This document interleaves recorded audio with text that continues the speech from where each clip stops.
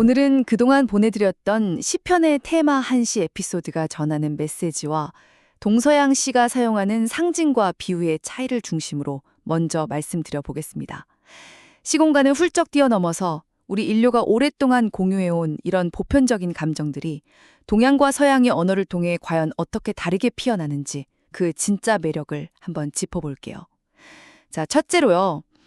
이 시들이 공통적으로 전하는 가장 큰 메시지는 결국 우리 인간의 내면은 다 연결되어 있다는 겁니다. 고독이나 나이 들어감에 대한 회한, 또 고향을 향한 애틋한 그리움 같은 본연의 감정들은 동서양 시인들 모두에게 똑같은 영감의 원천이 되었거든요. 그럼 둘째, 동양 시만의 특징은 뭘까요? 바로 감정을 자연 속에 은밀하게 숨겨두는 은유에 있습니다. 당나라 시인 이백이 복사꽃으로 이상향을 그리고 왕유가 붉은 열매 하나에 깊은 그리움을 꾹꾹 담아낸 것처럼요. 가만히 읽다 보면 화자의 마음을 대자연이라는 풍경 속에 숨겨둔 한 폭의 수목화 같다는 생각 들지 않으시나요? 마지막으로 서양 시는 이와는 완전히 다르게 직관적이고 뚜렷한 고백을 던집니다. 예이츠가 삭막한 도심의 회색 보도를 걸으면서 내면의 평화로운 호수를 직설적으로 그리워한다거나 엘리자베스 베럿 브라우닝이 내 사랑의 크기를 영혼의 깊이와 넓이로 자로 재듯이 선언한 걸 보면 알 수 있죠. 정말 투명하고 구체적인 언어잖아요. 대자연에 빗댄 동양의 은은한 여백이든 영혼의 크기를 측량하는 서양의 명확한 고백이든 시는 결국 우리 삶의 가장 눈부신 순간을 품어주는 영원한 안식처입니다.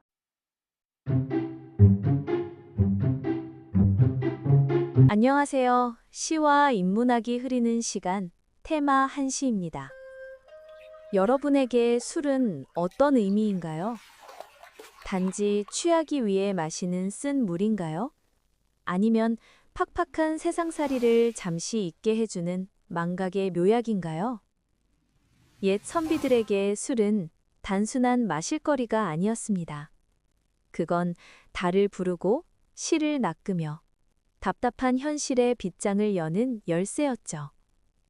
오늘은 술 향기 그윽한 풍요와 해방의 세계로 여러분을 안내하려 합니다.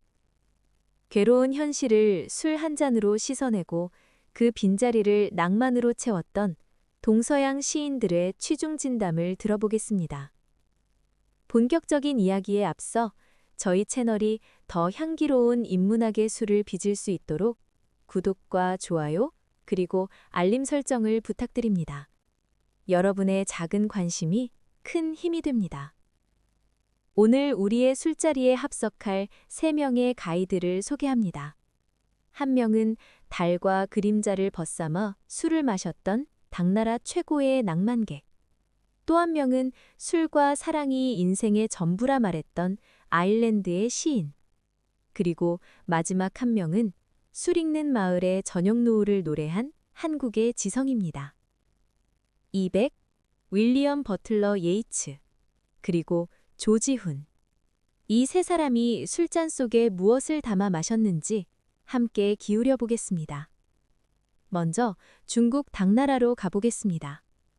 자신을 가리켜 술 속의 신선, 주선이라 불렀던 남자, 이백입니다.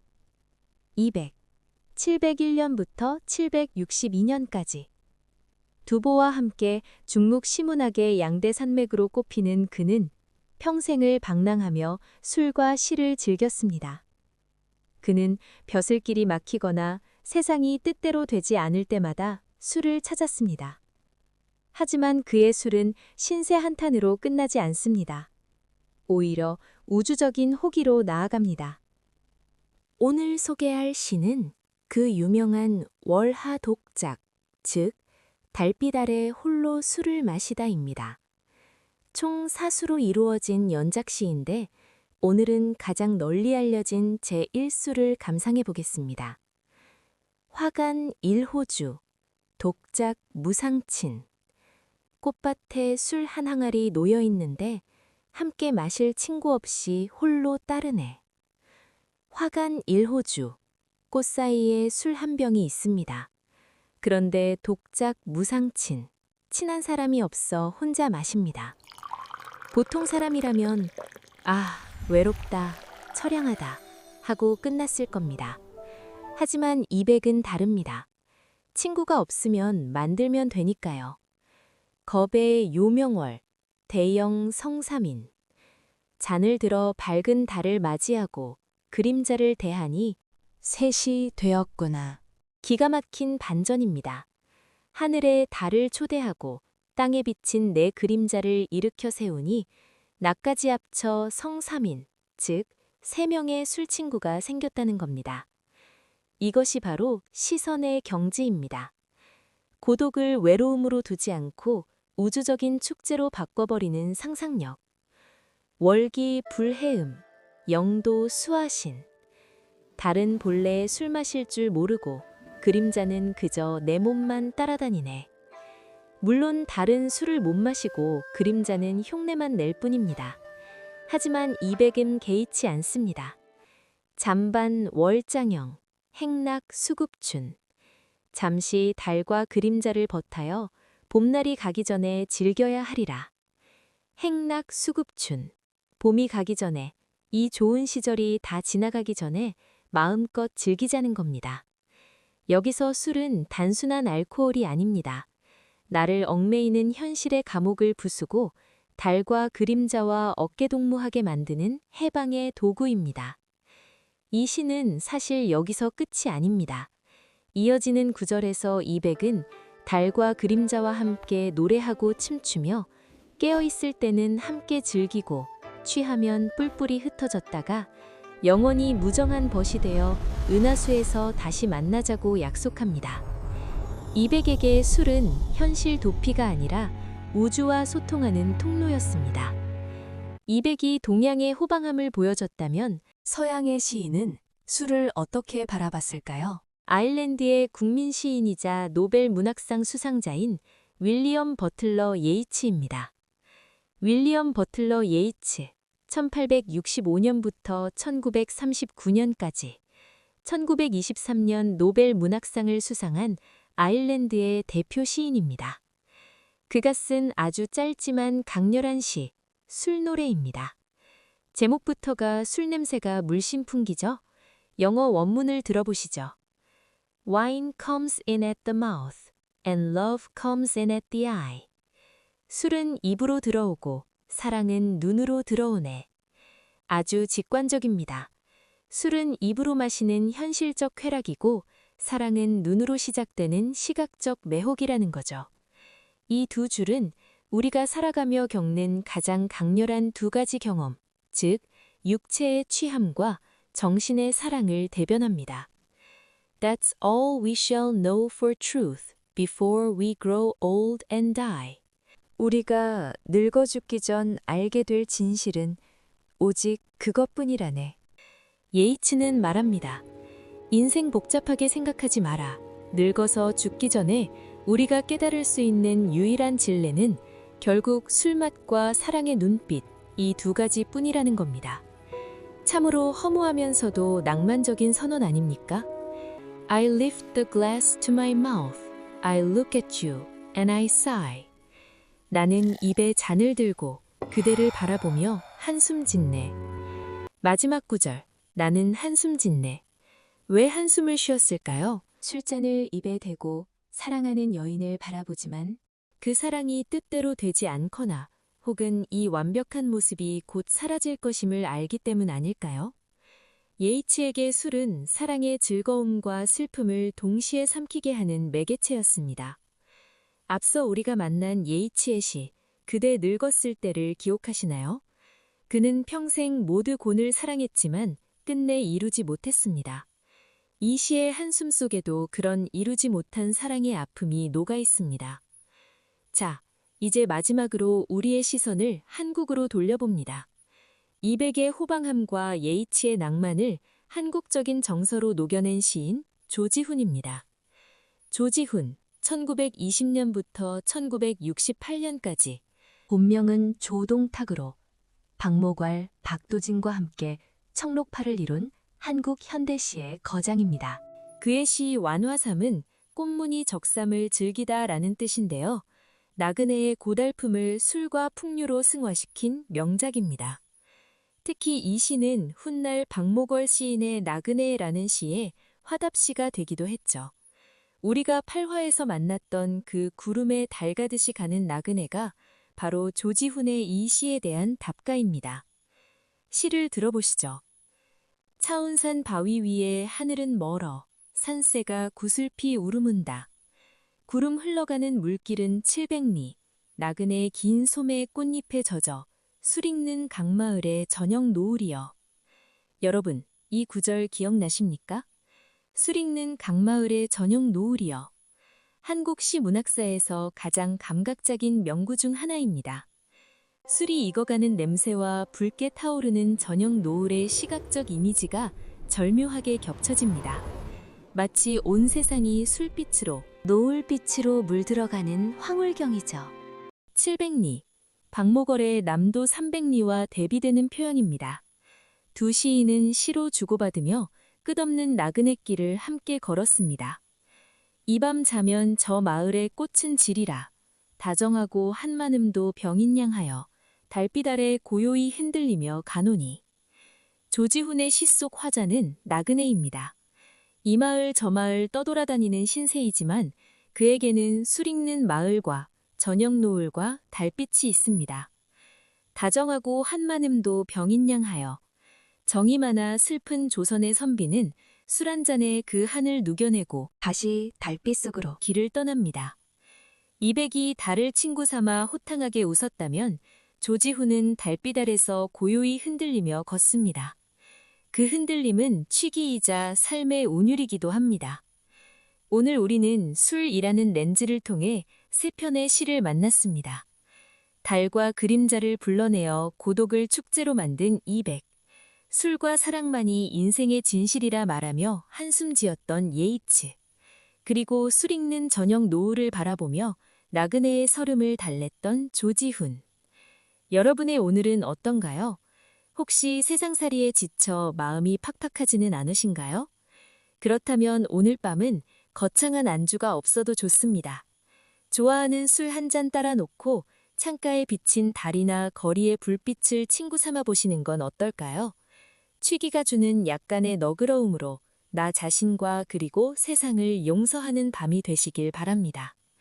그럼 오늘 함께 나눈 시들을 낭송으로 들려드리며 마무리하겠습니다. 시와 술이 빚어내는 그윽한 향기를 느껴보시기 바랍니다. 먼저 달빛 아래 홀로 마시는 이백의 풍류 월화 독작입니다.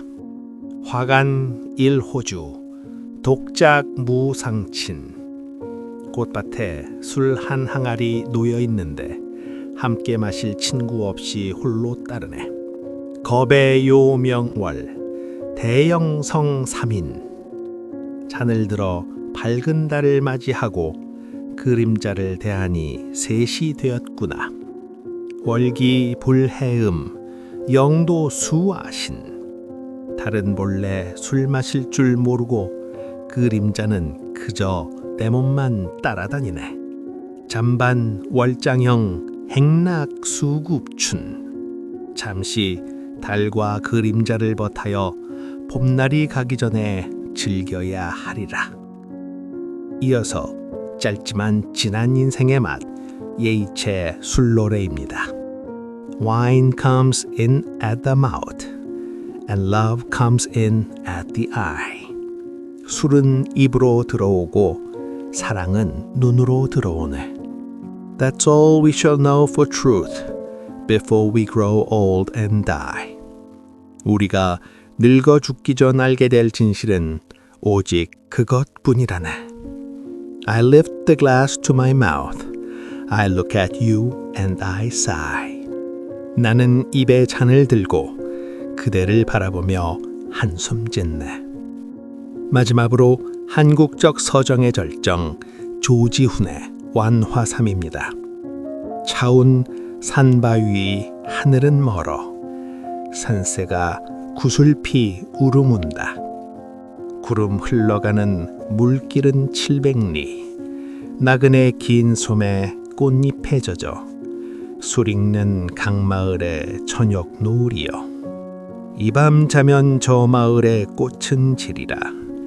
다정하고 한마음도 병인양하여 달빛 아래 고요히 흔들리며 가노니.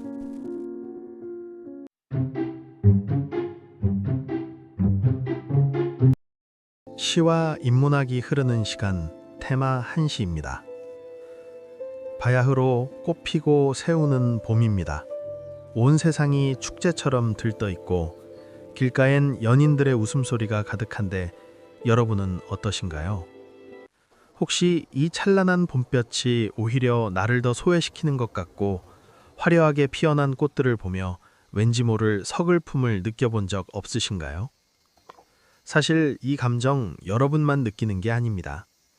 수천 년 전 당나라의 시인도, 일제강점기의 조선 선비도, 뉴잉글랜드의 농부 시인도 똑같이 봄 앞에서 고독을 느꼈습니다. 오늘은 봄의 역설적인 고독에 대해 이야기해보려 합니다. 만물이 깨어나는 이 시기, 홀로 마음의 등불을 밝히고 앉아 깊은 성찰에 잠겼던 시인들을 만나보겠습니다. 본격적인 이야기에 앞서 구독과 좋아요, 알림 설정을 부탁드립니다. 여러분의 작은 관심이 이 봄날의 동행이 됩니다. 오늘 우리와 함께 봄날의 고독을 나눌 세 분입니다. 첫 번째, 꿈결 같은 봄 새벽에 떨어지는 꽃잎을 걱정했던 당나라의 산수 시인 맹호연. 두 번째, 지는 꽃을 보며 고고한 선비의 절조를 노래한 청록파 시인 조지훈. 세 번째, 봄의 기쁨 속에서 현재를 붙잡으라 기도했던 미국의 국민 시인 로버트 프로스트. 이 세 사람이 봄과 고독을 어떻게 노래했는지 함께 들어보시죠. 먼저 중국 당나라로 가보겠습니다. 당나라 시인 맹호연, 689년부터 740년까지. 그는 이백이 존경에 맞이하나 오의 맹부자, 즉 나는 맹선생을 사랑한다는 시까지 지었을 정도였습니다. 맹호연은 지금의 후베이성 양양 출신으로 농문산에 은거하며 시를 썼습니다. 40살에 장안에 올라 과거 시험에 응시했지만 낙방하고 그 후 평생 벼슬 없이 자연을 벗삼아 살다 52살에 세상을 떠났습니다. 재미있는 일화가 하나 있습니다. 당 현종이 그를 불러 시를 읊으라 했는데 맹호연이 그만 재주 없어 명주에게 버림받아 라는 구절을 읊어버렸습니다. 현종이 노하여 짐이 언제 경을 버렸는가라 했고 맹호연은 결국 벼슬길이 영영 막혀버렸죠. 그 울분을 시 속에 담아낸 것인지도 모릅니다. 왕유와 함께 왕맹으로 불리며 중국 산수 전원시의 최고봉으로 뽑히는 시인입니다. 오늘 소개할 시는 춘효, 즉 봄의 새벽입니다. 시작은 평온합니다. 따뜻한 봄 기온에 깊이 잠들었다가 새소리에 깨어난 행복한 아침이죠. 춘면 불각효, 봄잠에 날 박는 줄 몰랐는데 처처 문제조, 곳곳에서 새 우는 소리 들려오네. 하지만 시인의 시선은 이내 간밤에 내린 비바람에 향합니다. 야래 풍우성. 지난밤 비바람 소리 들려더니 화락지다소, 꽃은 또 얼마나 떨어졌을까. 화락지다소. 남들은 새우는 봄 아침에 기지개를 켤 때 맹호연은 간밤의 비바람에 꽃이 얼마나 떨어졌을까 먼저 걱정합니다. 생명의 탄생 뒤에 숨겨진 소멸을 응시하는 것, 그것이 지식인이 봄 앞에서 마주하는 고독의 첫 번째 얼굴입니다.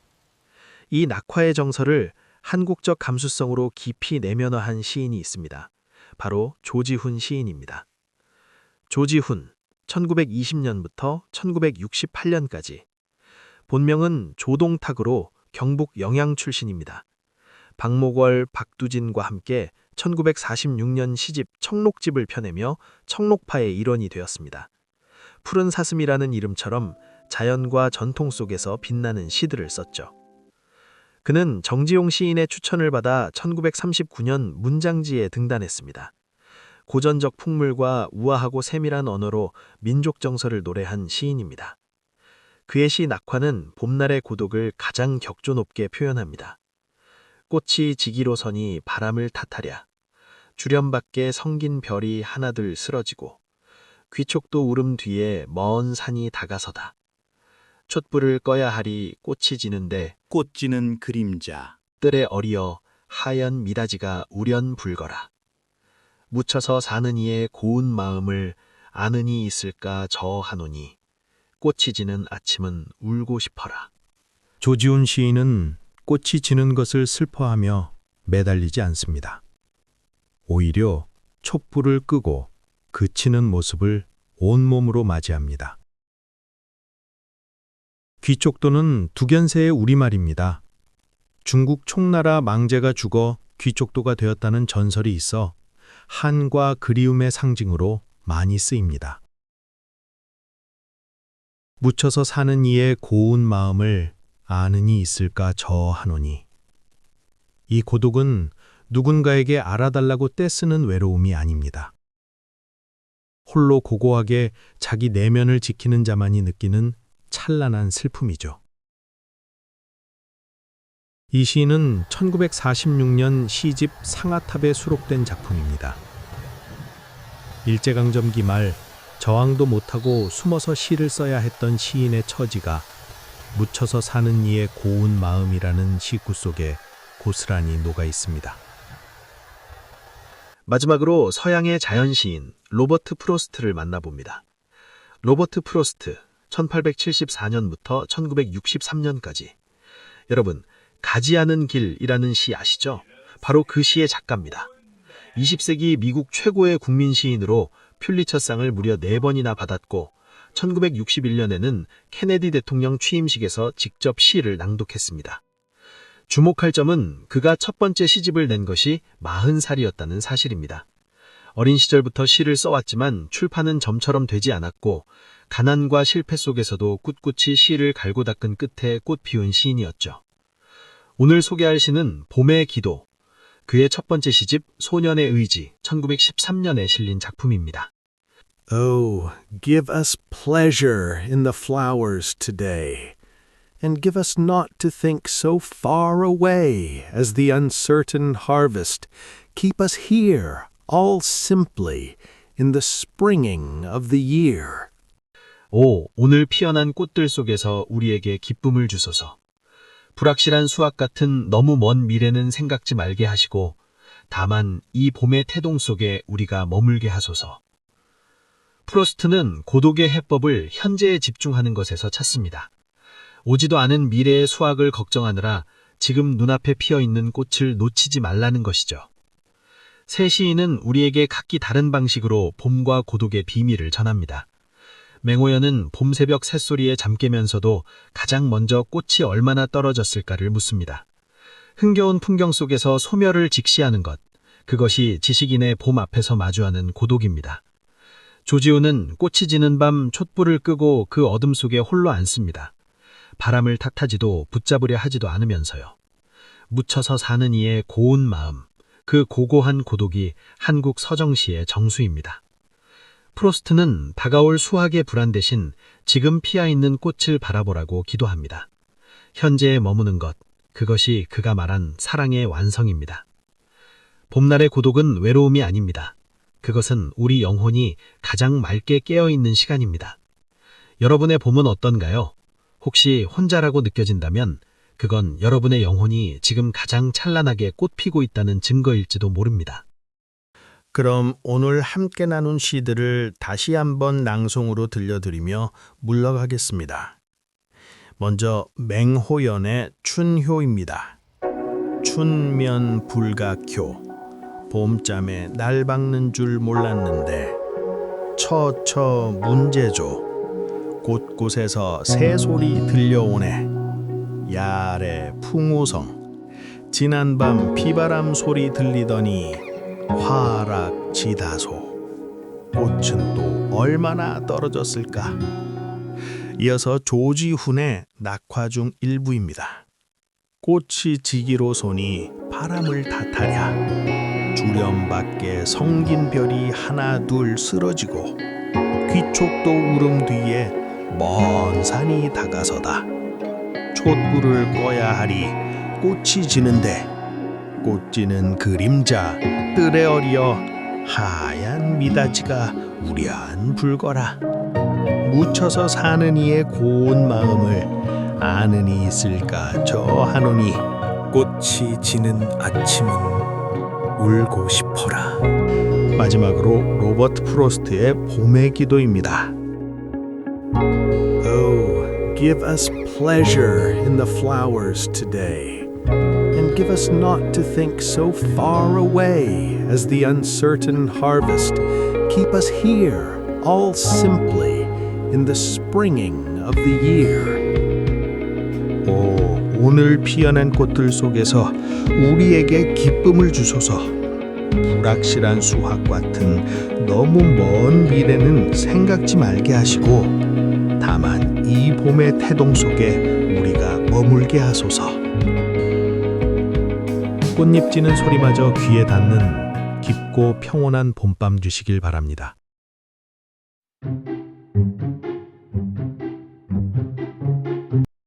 오늘은 어머니와 효심을 테마로 국경과 시대를 넘어 시인들이 그 고귀한 사랑을 어떻게 노래했는지 함께 나누어 보려 합니다. 잠시 잊고 지냈던 어머니의 손길을 떠올리며 구독과 좋아요로 따뜻한 마음을 나누어 주시면 감사하겠습니다. 여러분의 응원이 저에게는 큰 힘이 됩니다. 오늘 우리와 함께 어머니를 추억할 세 분을 소개합니다. 첫 번째, 어머니 계신 강릉을 꿈에도 잊지 못해 눈물로 시를 쓴 조선의 시인 신사임당. 두 번째, 옥중에서도 어머니를 향한 지극한 마음을 잃지 않았던 저항시인 심훈. 세 번째, 어머니의 사랑이야말로 세상 그 어떤 시련도 이겨내게 하는 힘이라 노래한 인도 출신 영국 시인 러디어드 키플링입니다. 먼저 한국인이 가장 사랑하는 어머니이자 시인 신사임당의 목소리를 듣습니다. 신사임당, 1504년부터 1551년까지 율곡 이이의 어머니로 유명하지만 그 이전에 뛰어난 시인이자 화가였습니다. 7살에 이미 안견의 그림을 모방할 만큼 천재적 재능을 지녔고 초충도와 산수화 등 수많은 작품을 남겼습니다. 그녀는 결혼 후에도 홀로 남겨진 친정 어머니를 위해 시댁이 아닌 강릉 친정에서 오랜 시간을 보냈습니다. 그 절절한 효심이 시 속에 고스란히 담겨 있습니다. 서울에서 홀로 어머니를 그리며 지은 시 사친, 즉 어버이를 사모하다입니다. 천리가산 만첩봉. 천리 머나먼 고향은 만겹 봉우리 저 너머인데 귀심장제 몽혼중. 돌아가고픈 마음은 언제나 꿈속에 헤매는구나. 한송정반 고륜월. 한송정 가에는 외로이 뜬 달이 비추고 경포대전 일진풍. 경포대 앞에는 한 줄기 바람이 불어오는데 첫구, 천리 가산 만첩봉. 어머니 계신 강릉은 천리나 멀고 산도 만겹이나 쌓여 있습니다. 실제 거리가 아닙니다. 어머니를 두고 떠나온 딸의 마음속 거리가 그만큼 아프다는 것이죠. 두 번째 구, 귀심 장제 몽혼중. 장은 언제나, 항상이라는 뜻입니다. 밤마다가 아니라 자나깨나 항상 꿈속에서 돌아가고 싶어 한다는 것이죠. 맹호연의 화락지 다소처럼 잠에서 깨어나도 어머니 생각이 가시지 않는 마음입니다. 세 번째, 네 번째 구에서는 고향의 풍경이 눈앞에 펼쳐집니다. 한송정의 달, 경포대의 바람. 어머니와 함께 바라보던 그 풍경을 홀로 그리며 눈물 짓는 것이죠. 그리고 시는 이렇게 끝납니다. 하시 중답 이명로. 언제나 강릉길을 다시 밟아가. 채복반의 스라봄. 색동옷 입고 어머니 무릎 곁에 앉아 바느질을 할 것. 색동옷을 입고 어머니 무릎 아래 앉아 바느질을 하다. 어린 시절 어머니 곁에 앉아 색동저고리를 입던 그 기억으로 돌아가고 싶다는 것입니다. 효심을 이토록 구체적이고 따뜻하게 표현한 시는 드뭅니다. 이 뜨거운 마음은 한국의 근대 작가 심훈에게로 이어집니다. 심훈, 1901년부터 1936년까지. 본명은 심대섭. 소설 상록수와 저항시 그날이 오면으로 우리에게 잘 알려진 시인입니다. 그는 1919년 3월 18 나이에 3.1운동에 뛰어들었다가 그 자리에서 체포되어 서대문 형무소에 갇혔습니다. 5달 뒤 지나서야 어머니께 소식을 전할 수 있었습니다. 어머니가 손수 지어 넣어주신 고의적삼 한 벌을 받아서야 비로소 집에서 자신의 소식을 알게 된 것을 안 것이죠. 그 감격을 철창 너머에서 비밀리에 적어 내보낸 편지, 감옥에서 어머님께 올린 글월이 그의 첫 문학작품입니다. 편지에는 이런 대목이 있습니다. 어머님, 콩밥을 먹는다고 끼니마다 눈물겨워 하지도 마십시오. 어머니가 마당에서 절구에 메주를 찌으실 때면 그 곁에서 한 주먹씩 주워 먹고 배탈이 나던, 그렇게도 삶은 콩을 좋아하던 제가 아닙니까? 한 알만 마루 위에 떨어지면 흘금흘금 쳐다보고 다른 사람이 먹을세라 주워 먹기 한 버릇이 되었습니다. 감옥에서 콩밥을 먹고 있을 아들을 생각하며 밤새 우셨을 어머니의 마음을 먼저 헤아리는 아들. 어린 시절 메주콩을 몰래 주워 먹던 그 기억을 꺼내들어 저는 콩이라면 사족을 못 쓰는 아이잖아요. 걱정 마세요. 하고 어머니를 웃기려는 아들의 마음이 담겨 있습니다. 독립운동가가 아니라 그냥 막내 아들의 목소리가 들리는 대목이죠. 마지막으로 서양의 시인 키플링은 어머니의 사랑을 어떻게 노래했을까요? 러디어드 키플링, 1865년부터 1936년까지. 인도 뭄바이에서 태어난 영국 시인이자 소설가로 여러분이 잘 아시는 정글북의 작가입니다. 1907년 영미권 최초, 역대 최연소 나이인 41살에 노벨 문학상을 수상했습니다. 이 기록이 지금까지도 깨지지 않았습니다. 오늘 소개할 시, 나의 어머니, Mother O' Mine는 원래 그의 소설, 빛이 꺼질 때, The Light That Failed, 1892년의 헌정시였습니다. 결말이 어머니를 실망시킬 것을 알면서도 출판을 강행했던 키플링이 책 맨 앞에 이 시를 사죄와 감사의 헌사로 바친 것입니다. 영어 원문과 번역을 함께 감상해 보시죠. If I were hanged on the highest hill, Mother, O mine, O mother, O mine, I know whose love would follow me still. Mother, O mine, O mother, O mine. 만약 내가 가장 높은 언덕에 매달린다 해도 나의 어머니여. 당신의 사랑만은 변함없이 나를 따를 것임을 나는 압니다. If I were drowned in the deepest sea, Mother, O mine, O mother, O mine, I know whose tears would come down to me. Mother, O mine, O mother, O mine. 만약 내가 가장 깊은 바다에 빠져 죽는다 해도 나의 어머니여, 당신의 눈물이 내게로 내려올 것을 나는 압니다. If I were damned of body and soul, I know whose prayers would make me whole. Mother, O mine, O mother, O mine. 만약 내 인과 영혼이 저주받는다 해도 당신의 기도가 나를 온전하게 해줄 것임을 나는 압니다. 나의 어머니여, 오 나의 어머니여. 키플링은 말합니다.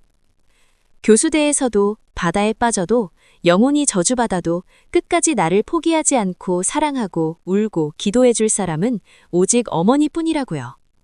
이 무조건적인 사랑은 동서양을 막론한 거룩한 성역입니다. 새 시인은 우리에게 어머니의 다른 얼굴을 보여줍니다. 신사임당은 색동옷 입고 어머니 무릎 곁에 앉아 바느질하던 그 시절로 돌아가고 싶어하는 딸의 마음을, 심훈은 콩밥을 먹으면서도 어머니를 걱정 마시라 웃기려 했던 막내 아들의 마음을, 키플링은 세상의 모든 저주와 시련도 단 한 사람의 기도로 이겨내게 하는 어머니를 노래합니다. 여러분, 우리는 살아가며 참 많은 사랑을 합니다. 하지만 그 모든 사랑의 시작과 끝에는 언제나 어머니가 계십니다. 지금 곁에 계신다면 손을 한번 꼭 잡아드리고, 혹시 멀리 계신다면 목소리라도 들려드리는 건 어떨까요? 이미 곁에 계시지 않다면 오늘 시인들의 문장을 빌려 마음으로 편지 한 통 써보시는 것도 좋겠습니다. 여러분의 가슴 속에 살아있는 어머니는 오늘 어떤 모습인가요? 그럼 오늘 나눈 시들을 다시 한번 조용히 음미해 보시길 바랍니다. 먼저 신사임당의 사친입니다. 천리가산 만첩봉 천리 머나먼 고향은 만겹봉우리 저 너머인데 귀힘 장제 몽혼 중 돌아가고픈 마음은 언제나 꿈속을 헤매는구나. 한송정 반 고륜월 한송정가에는 외로이 뜬 달이 비치고 경포대전 일진풍 경포대 앞에는 한 줄기 바람이 불어오는데 하시 중답 임영로 언제나 깎는 길을 다시 밟아가 채복반의 스라봄 색동옷 입고 어머니 무릎 곁에 앉아 바느질을 핥고 이어서 심훈의 감옥에서 어머님께 올린 글월 중 일부입니다. 어머님, 콩밥을 먹는다고 끼니 때마다 눈물겨워하지도 마십시오. 어머님이 마당에서 절구에 메주를 찌으실 때면 그 곁에서 한 주먹씩 주워 먹고 배탈이 나던 그렇게도 삶은 콩을 좋아하던 제가 아닙니까? 한 알만 마루 위에 떨어지면 흘금흘금 쳐다보고 다른 사람이 먹을세라 주워 맞기를 한 버릇이 되었습니다. 마지막으로 키플링의 나의 어머니 번역입니다. If I were hanged on the highest hill, mother of mine, oh mother of mine, I know whose love would follow me still, mother of mine, oh mother of mine. 만약 내가 가장 높은 언덕에 매달린다 해도 나의 어머니여, 당신의 사랑만은 변함없이 나를 따를 것임을 나는 압니다. If I were drowned in the deepest sea, mother of mine, oh mother of mine, I know whose tears would come down to me, mother of mine, oh mother of mine. 만약 내가 가장 깊은 바다에 빠져 죽는다 해도 나의 어머니여, 당신의 눈물이 내게로 내려올 것을 나는 압니다. If I were damned of body and soul, I know whose prayers would make me whole, mother of mine, oh mother of mine. 만약 내 몸과 영혼이 저주받는다 해도 당신의 기도가 나를 온전하게 해줄 것임을 나는 압니다. 나의 어머니여, 오 나의 어머니여. 어머니의 사랑처럼 따뜻하고 평안한 하루 되시길 바랍니다.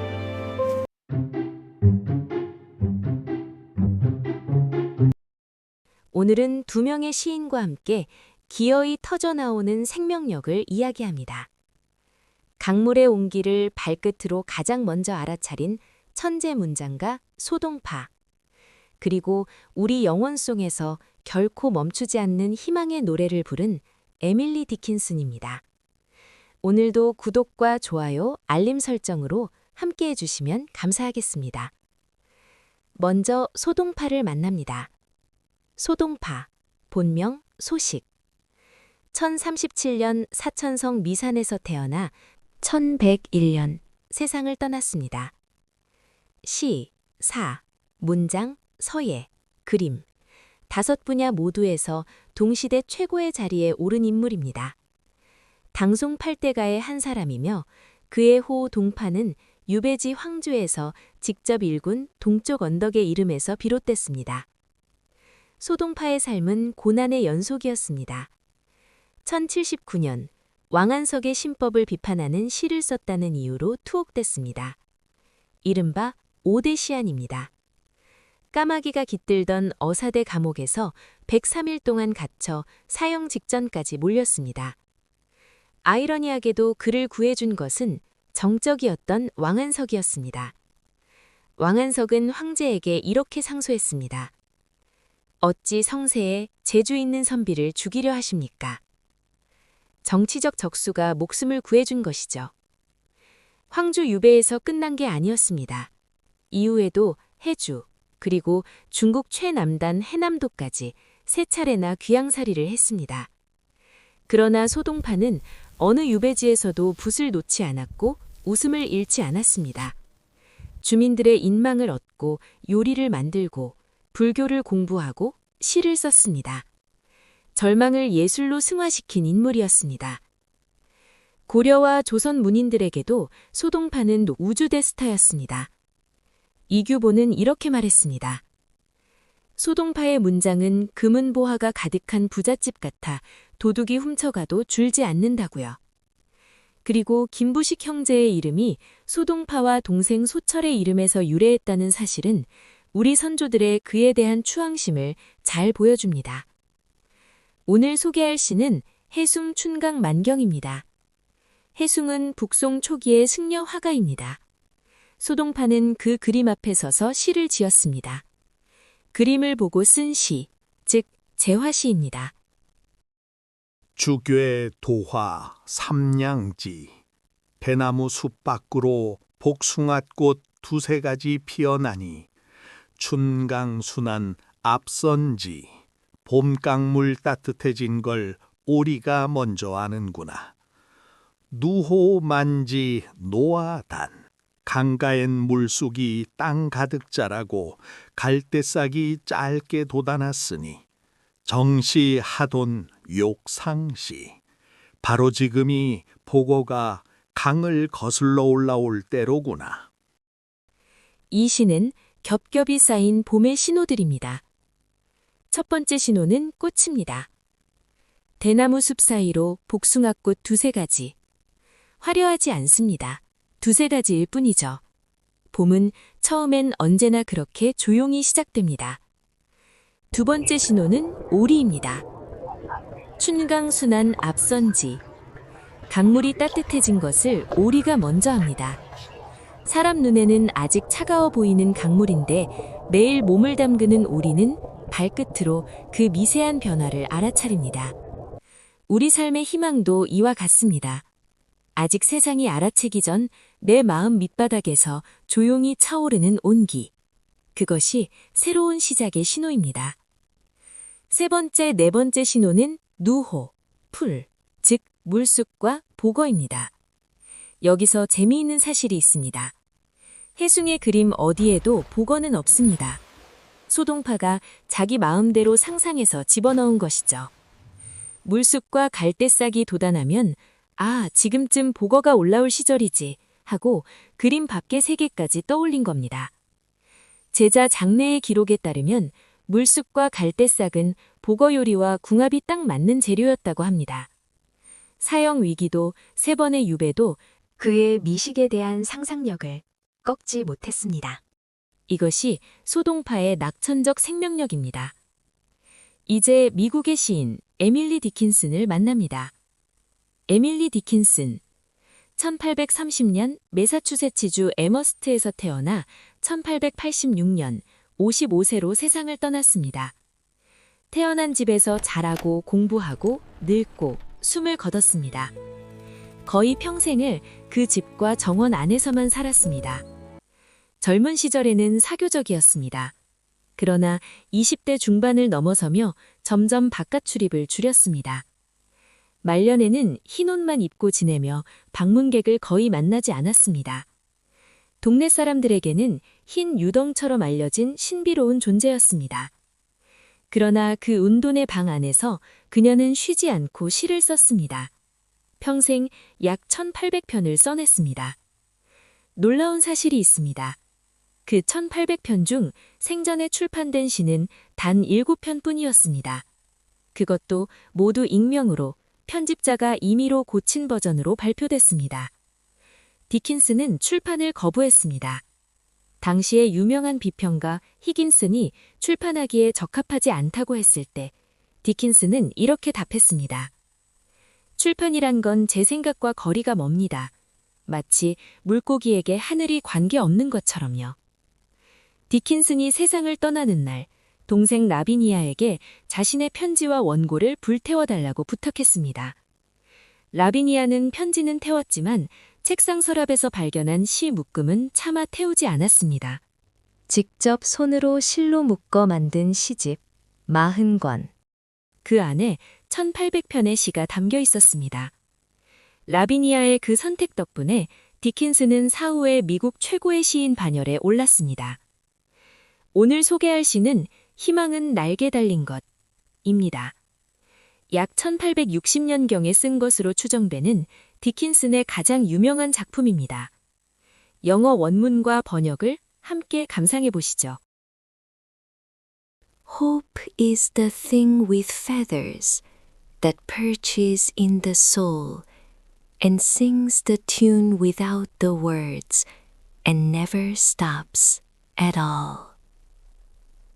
희망은 날개 달린 것, 영혼 속에 깃들어 앉아 가사 없는 곡조를 노래하며 결코 멈추는 법이 없네.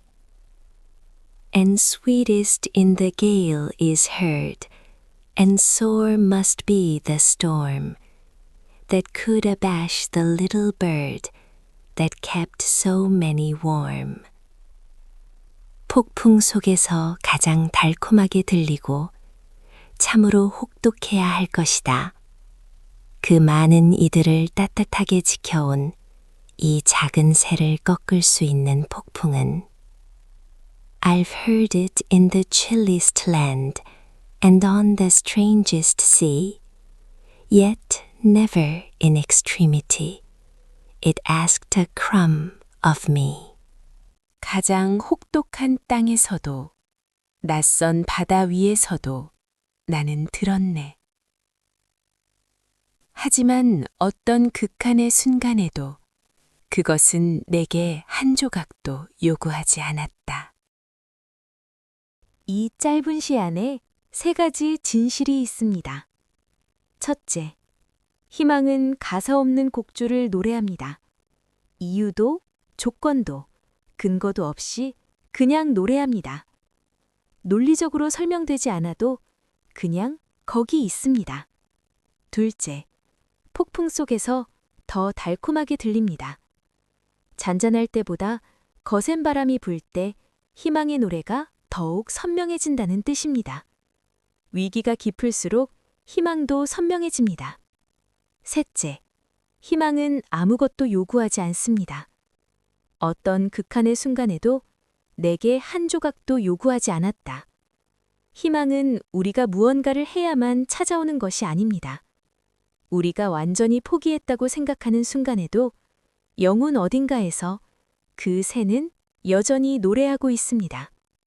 디킨슨 자신의 삶이 이 시의 증거입니다. 아무도 인정해주지 않았고 세상 밖으로 나가지도 않았지만 그녀는 55년 내내 시를 썼습니다.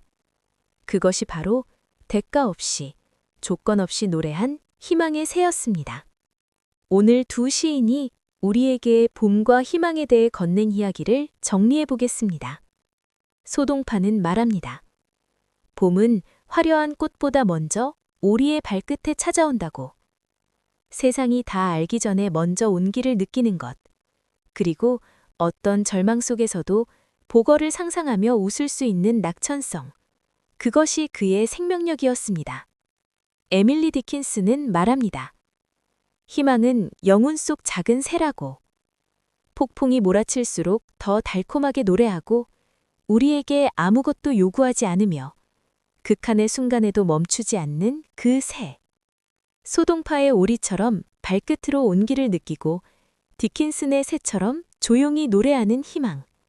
그것은 지금 이 순간도 여러분 안에서 살아있습니다. 그럼 오늘 함께한 시들을 다시 한번 음미해 보시겠습니다.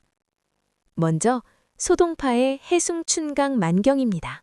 주교의 도화 삼냥지 대나무 숲 밖으로 복숭아꽃 2-3가지 피어나니 춘강순한 앞선지 봄강물 따뜻해진 걸 오리가 먼저 아는구나. 누호만지 노아단 강가엔 물쑥이 땅 가득 자라고 갈대싹이 짧게 돋아났으니 정시하돈 욕상시. 바로 지금이 보고가 강을 거슬러 올라올 때로구나. 이어서 에밀리 디킨슨의 희망은 날개 달린 것 전문입니다. Hope is the thing with feathers that perches in the soul and sings the tune without the words and never stops at all. 희망은 날개 달린 것, 영혼 속에 깃들어 앉아 가사 없는 곡조를 노래하며 결코 멈추는 법이 없네. And sweetest in the gale is heard, and sore must be the storm that could abash the little bird that kept so many warm. 폭풍 속에서 가장 달콤하게 들리고 참으로 혹독해야 할 것이다.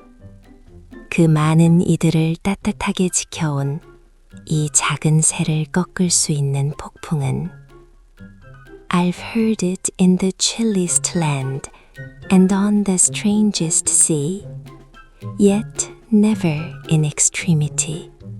It asked a crumb of me. 가장 혹독한 땅에서도 낯선 바다 위에서도 나는 들었네.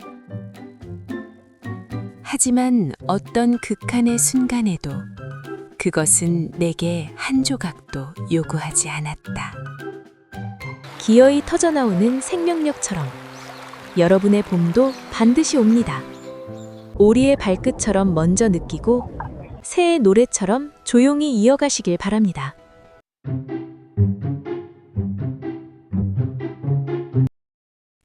살아가며 우리 마음을 가장 뜨겁게 데우기도 하고 때로는 가장 시리게 만드는 감정. 무엇일까요? 바로 사랑입니다. 누군가를 간절히 그리워하고 그 마음을 고백하며 영원을 약속하는 일은 예나 지금이나 우리 인생에서 가장 빛나는 순간입니다. 오늘은 사랑과 그리움을 주제로 동서양의 시인들이 남긴 가장 아름다운 고백들을 나누어 보려 합니다. 그리움을 붉은 열매 하나에 담아 노래한 당나라의 시인 왕유, 사랑하는 이를 기다리는 밤을 기발하게 노래한 조선의 황진이, 그리고 사랑의 깊이를 영혼의 부피로 측량한 영국의 엘리자베스 베럿 브라우닝입니다. 오늘도 구독과 좋아요, 알림 설정으로 함께해 주시면 감사하겠습니다. 먼저 당나라의 시인 왕유를 만납니다.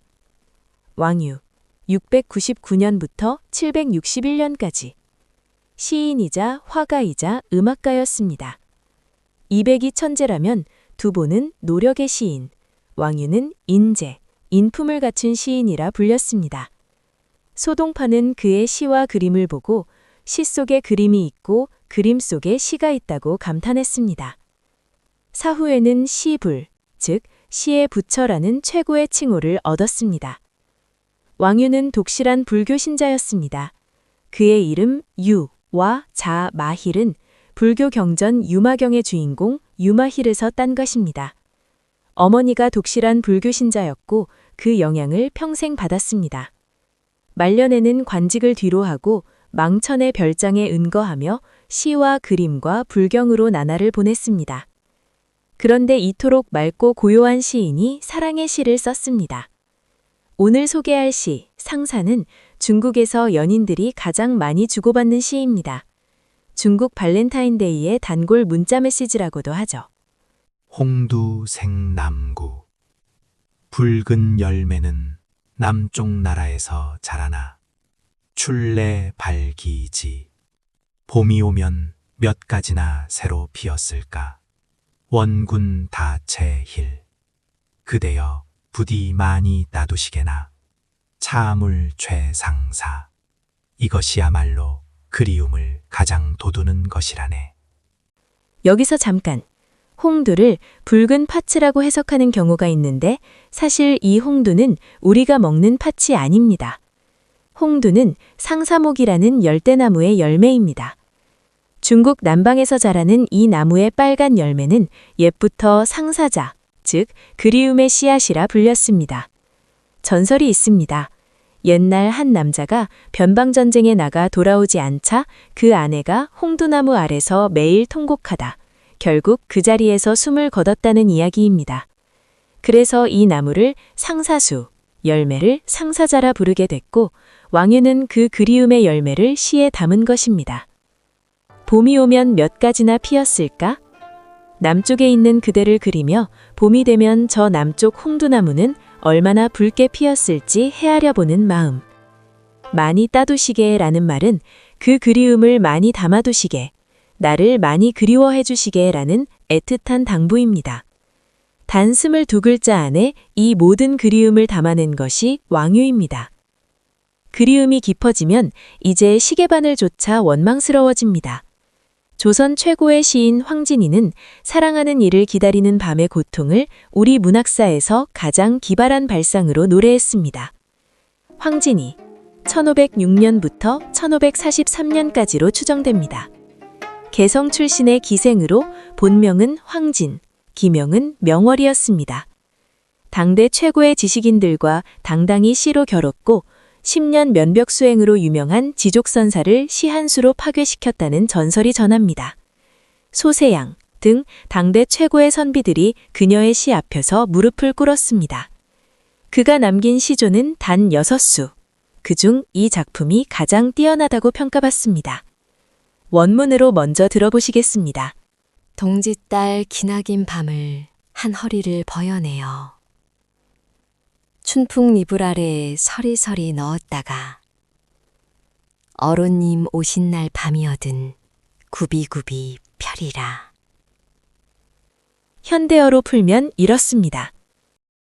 동짓달 기나긴 밤의 허리를 베어내어 봄바람 같은 이불 아래 서리서리 넣었다가 정대님 오신 날 밤이거든 굽이굽이 펴리라. 동짓달, 즉 음력 11월은 1년 중 밤이 가장 깁니다. 이미 없으니 그 긴 밤이 고통입니다. 그래서 황진이는 그 밤의 허리를 싹둑 잘라냅니다. 추상적인 시간을 구체적인 사물처럼 칼로 자를 수 있다는 발상. 이것이 황진이의 천재성입니다. 잘라낸 그 시간을 춘풍 이불, 봄바람처럼 따뜻한 이불 속에 서리서리, 즉 사려사려 켜켜이 접어 넣어둡니다. 그러다 어로님, 즉 정드님이 오시는 날, 그 짧기만한 봄밤에 아껴둔 겨울밤을 굽이굽이 꺼내어 넣어 밤을 길게 이어 붙인다는 것이죠. 임과 단 1분 1초라도 더 함께하고 싶어 시간 자체를 자르고 붙이는 이 발상. 600년 전 조선의 기생 황진이가 현대의 어떤 연애시보다 앞서 있습니다. 마지막으로 서양으로 건너갑니다. 엘리자베스 베럿 브라우닝, 1806년부터 1861년까지. 그녀의 삶은 사랑과 투병의 연속이었습니다. 어릴 때부터 척추 질환을 앓았고 20대부터는 만성 폐질환으로 거의 침실에서만 생활해야 했습니다. 고압적인 아버지는 그녀가 외출하는 것도 결혼하는 것도 허락하지 않았습니다. 그런데 시가 인연을 만들었습니다. 1845년 그녀의 시를 읽은 시인 로버트 브라우닝이 편지를 보냈습니다. 당신의 시를 온 마음을 다해 사랑합니다. 두 사람은 2년 동안 비밀 편지를 주고받았고 1846년 아버지 몰래 결혼하여 이탈리아로 도망쳤습니다. 이 결혼 때문에 아버지는 죽을 때까지 딸과 인연을 끊었습니다.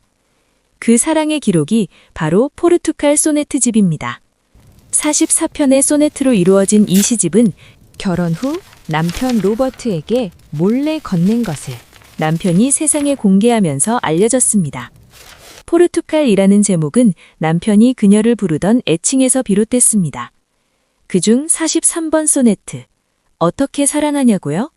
영미권에서 가장 유명한 사랑의 시입니다. 감상해 보시죠. 당신을 어떻게 사랑하느냐고요? 그 방법을 꼽아보죠. 내 영혼이 닿을 수 있는 깊이와 넓이와 높이만큼 당신을 사랑합니다. 존재의 끝과 이상적인 은총을 향해 뻗어나갈 때 매일매일의 가장 조용한 필요만큼 햇빛 아래서도 촛불 아래서도 당신을 사랑합니다. 사람들이 옳음을 위해 싸우듯 자유롭게, 칭찬을 등지듯 순수하게 당신을 사랑합니다. 지난 날의 슬픔에 쏟아부었던 열정으로, 어린 시절의 믿음으로 당신을 사랑합니다. 내 살림의 숨결과 미소와 눈물 전부로 당신을 사랑하며, 만약 신이 허락하신다면 죽은 후에는 더욱 깊이 당신을 사랑하겠습니다. 이 시에서 가장 주목할 것은 방법입니다. 그녀는 사랑의 감정이 아니라 사랑의 방식을 나열합니다. 영혼의 끝까지, 매일의 조용한 필요만큼, 자유롭게, 순수하게, 열정으로, 믿음으로. 사랑은 느낌이 아니라 실천이라는 것이죠. 그리고 마지막 구절. 죽은 후에는 더욱 깊이 당신을 사랑하겠습니다. 죽음으로도 끝나지 않는 사랑. 평생 투병하며 아버지의 통제 속에 살던 여인이 그 모든 제약을 뚫고 온 사랑 앞에 영혼 전체를 내어준 것입니다. 오늘 세 시인이 우리에게 사랑의 다른 얼굴을 보여줍니다. 왕유는 22글자로 말합니다. 그리움은 그저 그 사람을 생각하는 것. 홍두 열매 하나에도 그 마음을 담을 수 있다고. 황진이는 말합니다. 사랑하는 이와의 시간은 언제나 모자라서 겨울밤을 잘라 봄밤에 이어붙이고 싶다고. 베럿 브라우닝은 말합니다. 사랑은 영혼이 닿는 끝까지. 삶의 숨결과 눈물 전부로. 그리고 죽음 너머까지 이어지는 것이라고. 여러분은 지금 누구를 그리워하고 계신가요? 홍두 열매 하나 건네듯 오늘 소중한 사람에게 따뜻한 안부 한마디 전해보시는 건 어떨까요? 그럼 오늘 함께한 시들을 다시 한번 조용히 음미해 보시겠습니다. 먼저 왕유의 상사입니다.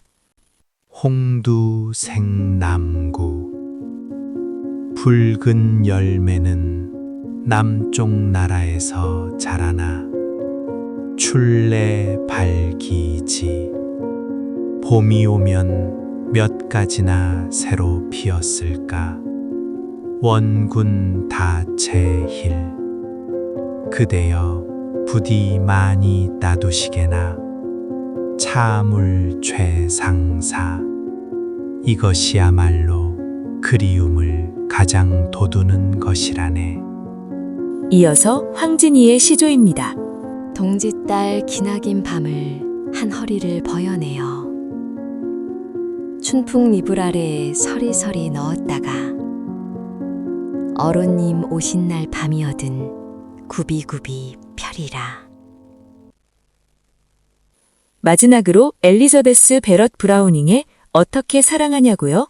소네트 43번입니다. How do I love thee? Let me count the ways. I love thee to the depth and breadth and height my soul can reach when feeling out of sight for the ends of being and ideal grace. I love thee to the level of every day's most quiet need by sun and candlelight. I love thee freely as men strive for right.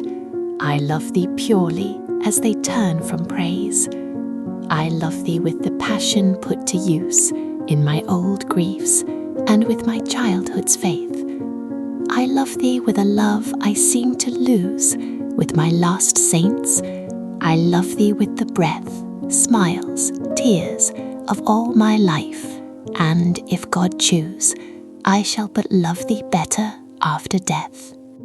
당신을 어떻게 사랑하느냐고요? 그 방법을 꼽아보죠. 내 영혼이 닿을 수 있는 깊이와 넓이와 높이만큼 당신을 사랑합니다. 존재의 끝과 이상적인 은총을 향해 뻗어나갈 때 매일매일의 가장 조용한 필요만큼 햇빛 아래서도 촛불 아래서도 당신을 사랑합니다. 사람들이 옳음을 위해 싸우듯 자유롭게, 칭찬을 등지듯 순수하게 당신을 사랑합니다. 지난 날의 슬픔에 쏟아부었던 열정으로 어린 시절의 믿음으로 당신을 사랑합니다. 한때 잃어버렸다고 생각했던 그 사랑으로, 사라진 성인들과 함께 잃은 줄 알았던 그 사랑으로, 내 살림의 숨결과 미소와 눈물 전부로 당신을 사랑하며 만약 신이 허락하신다면 죽은 후에는 더욱 깊이 당신을 사랑하겠습니다. 사랑은 어쩌면 완성이 아니라 끊임없이 그리워하고 아껴주는 그 과정 자체인지도 모르겠습니다.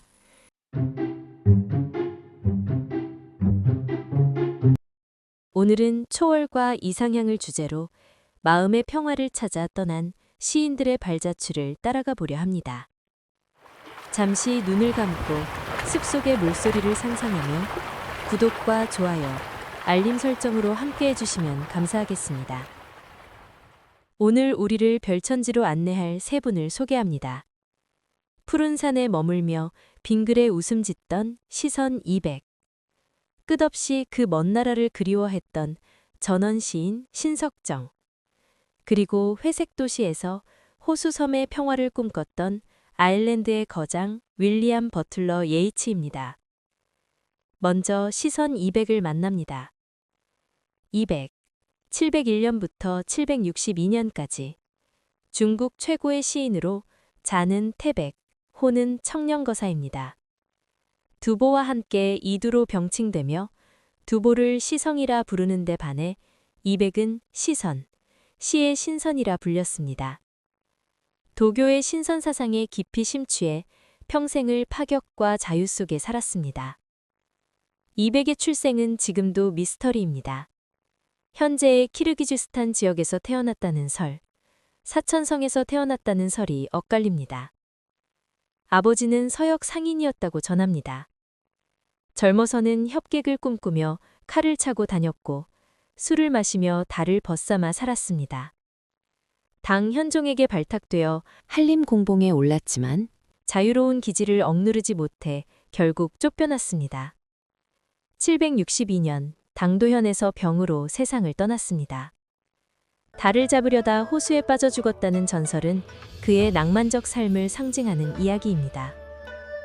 오늘 소개할 시는 산중 문답, 즉 산속에서 묻고 답하다입니다. 알룩에 머물던 시절 사람들이 왜 재능을 썩히며 산속에 사느냐고 묻자 변명 대신 이 시 한 수로 답했습니다. 무녀 하사 서벽산 어찌하여 푸른 산에 사느냐고 내게 묻기에 소위 부답 심자한 웃을 뿐 답하지 않으니 마음 절로 한가롭네. 도화 유수 묘연거 복사꽃물에 띄워 아득히 흘러가니 별류천지 비인간 이곳이야말로 인간 세상 아닌 별천지로다. 단 28글자입니다. 첫 구에 세상 사람들의 질문이 나옵니다. 왜 성공을 쫓지 않고 산에 있느냐고. 두 번째 구, 소위 부답 심자한. 200은 말로 설명하지 않습니다. 그저 빙글에 웃을 뿐, 그 웃음 속에 이미 모든 답이 있습니다. 설명이 필요 없는 사람만이 누릴 수 있는 초연함입니다. 세 번째 구에 복사꽃이 등장합니다. 도연명의 도하원기, 즉 무릉도원 이야기에서 복사꽃은 속세와 이상향의 전개입니다. 200은 그 꽃이 물을 따라 아득히 흘러가는 그 풍경 속에 자신이 서 있다고 말합니다. 마지막 구, 별류천지 비인간. 이곳은 세상 사람들이 아는 인간 세계가 아니다. 나만의 무릉도원을 가진 사람만이 누릴 수 있는 최고의 자유입니다. 이 이상향에 향한 갈망은 일제강점기의 어둠 속을 살았던 신석정 시인에게로 이어집니다. 신석정, 1907년부터 1974년까지 전라북도 부안 출신의 전원 시인입니다. 1931년 시문학 동인으로 참여하며 목가적 서정시로 이름을 알렸습니다. 신석정의 삶에서 가장 주목할 점은 그의 절필입니다. 일제가 패망이 가까워지면서 문인들에게 친일 작품을 강요했을 때 그는 글쓰기를 완전히 멈췄습니다. 붓을 꺾는 방식으로 저항한 것이죠. 해방이 되고서야 벽장 속에 숨겨두었던 시들을 꺼내서 시집으로 펴냈습니다. 오늘 소개할 시는 그 먼 나라를 아르십니까입니다. 1932년 삼천리에 처음 발표되었고 1939년 첫 시집 촛불에 재수록된 대표작입니다. 어머니, 당신은 그 먼 나라를 아르십니까? 깊은 삼림지대를 끼고 돌면 고요한 호수에 흰 물새 날고 좁은 들길에 들장미 열매 불거 멀리 노루새끼 마음 놓고 뛰어다니는 아무도 살지 않는 그 먼 나라를 아르십니까? 그 나라에 가실 때에는 부디 잊지 마서요. 나와 같이 그 나라에 가서 비둘기를 키웁시다. 어머니, 당신은 그 먼 나라를 아르십니까? 산비탈 넌지시 타고 내려오면 양지밭에 흰 염소 한가위 풀뜯고 길 솟는 옥수수밭에 해는 저물어 저물어 먼 바다 물소리 구슬피 들려오는 아무도 살지 않는 그 먼 나라를 아르십니까? 어머니, 부디 잊지 마서요. 그때 우리는 어린 양을 몰고 돌아옵시다. 어머니, 당신은 그 먼 나라를 아르십니까? 5월 하늘에 비둘기 멀리 날고 오늘처럼 철철이 비가 내리면 꿩소리도 유난히 한가롭게 들리리라. 서리까마귀 높이 날아 산국화 더욱 곱고 노란 은행잎이 한들한들 푸른 하늘에 날리는 가을이면 어머니. 그 나라에서 양지밭 과수원에 꿀벌이 잉잉거릴 때 나와 함께 고 새빨간 능금을 따지 않으렵니까? 시에 흰 물새, 들장미, 노루새끼, 흰 염소, 꿩, 상국화, 은행잎, 새빨간 능금이 가득합니다. 그 나라는 이 땅의 자연 그 자체입니다. 일제강점기에 빼앗긴 조국, 자유와 평화다 숨쉬는 그 이상향을 어머니에게 묻는 형식으로 담아낸 것입니다. 아무도 살지 않는 그 먼 나라. 지배자도 억압도 없는 땅. 나와 같이 가서 비둘기를 키웁시다. 라는 끝구절의 따뜻함이 오히려 더 절절합니다. 마지막으로 아일랜드의 시인 예이츠를 만납니다. 윌리엄 버틀러 예이츠, 1865년부터 1939년까지 1923년 노벨 문학상을 수상한 아일랜드의 국민 시인입니다. 그의 얼굴은 옛 아일랜드 20파운드 지폐에 새겨졌을 만큼 국민적 상징입니다. 예이츠는 더블린에서 태어났지만 어린 시절 여름마다 서부 슬라이고 지방에서 외가와 함께 지냈습니다. 그 슬라이고의 록길 호수 한가운데 이니스프리라는 이름의 작은 무인도가 있었습니다. 소년 예이츠는 그 섬에서 살며 헨리 데이비드 소로우처럼 자연 속에 홀로 살고 싶다는 꿈을 품었습니다. 세월이 지나 런던에서 생활하던 예이츠는 어느 날 플리트 스트리트를 걷다가 가게 쇼윈도 안에서 작은 분수 위로 솟아오르는 물소리를 들었습니다. 그 순간 어린 시절 이니스프리의 호수 물소리가 불현듯 떠올랐습니다. 그 찰나의 그리움이 이 불멸의 시를 탄생시켰습니다. 1888년 작성, 1890년 처음 발표됐습니다. 예이츠 본인은 나중에 이렇게 고백했습니다. 이 시는 내 작품 중 아일랜드에서 가장 많이 알려진 시이지만 솔직히 말하면 내가 가장 좋아하는 시는 아니다. 그 인기에 약간 피로를 느꼈다는 것이죠. 아이러니하게도 한국의 화장품 브랜드 이니스프리가 바로 이 시의 제목에서 이름을 따왔습니다. 시는 낭송 세션에서 영문 원문과 함께 감상해 보시겠습니다. 지금은 번역으로 먼저 내용을 느껴보시죠. 나 이제 일어나 가리. 이니스프리로 가리. 거기 진흙과 나뭇가지 엮어 작은 오두막 짓고 콩밭 9이랑 읽으며 꿀벌통 하나 두리니 벌들이 윙윙대는 숲속에서 나 홀로 살리라. 거기서 내 평화를 누리리. 평화는 안개처럼 천천히 내려오는 것. 아침 안개 거치는 곳부터 귀뚜라미 오는 곳까지. 그곳은 한밤중에도 희미하게 빛나고 정오엔 보랏빛 노을이 타오르며 저녁엔 방울새 날갯소리 가득한 곳.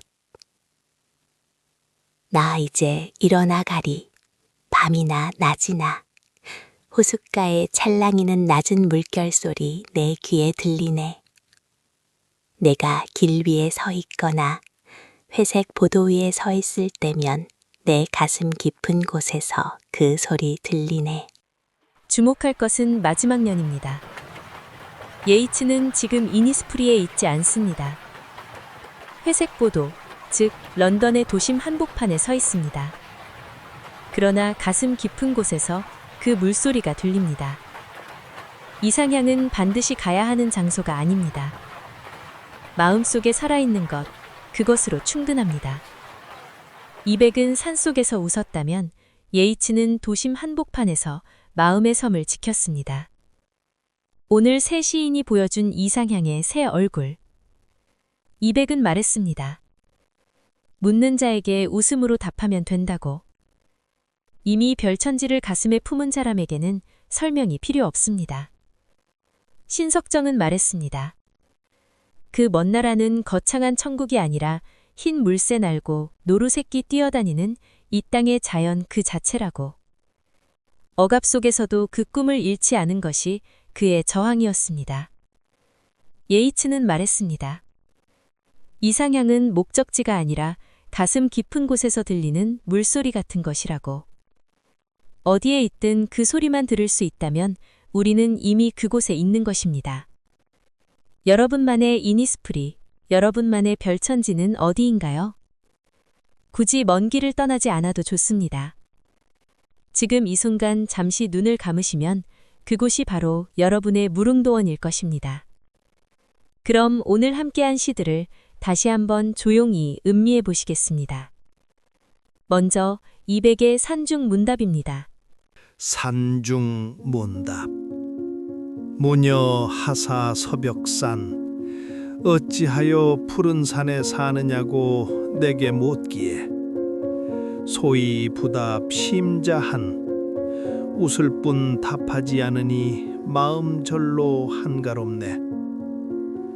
도화 유수 묘연거, 복사꽃물에 띄워 아득히 흘러가니, 별류천지 비인간, 이곳이야말로 인간 세상 아닌 별천지로다. 이어서 신석정의 그 먼 나라를 아르십니까? 입니다. 당신은 그 먼 나라를 아르십니까? 어머니, 당신은 그 먼 나라를 아르십니까? 깊은 삼림지대를 끼고 돌면 고요한 호수에 흰 물새 날고 좁은 들길에 들장미 열매 불거 멀리 노루새끼 마음 놓고 뛰어다니는 아무도 살지 않는 그 먼 나라를 아르십니까?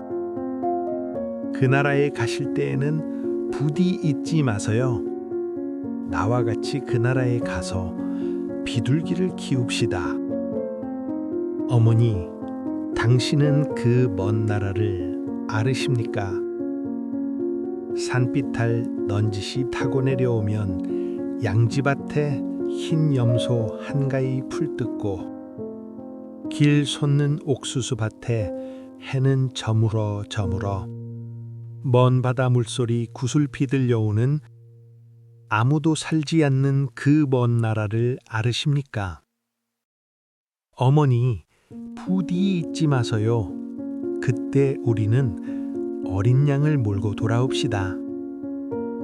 어머니, 당신은 그 먼 나라를 아르십니까?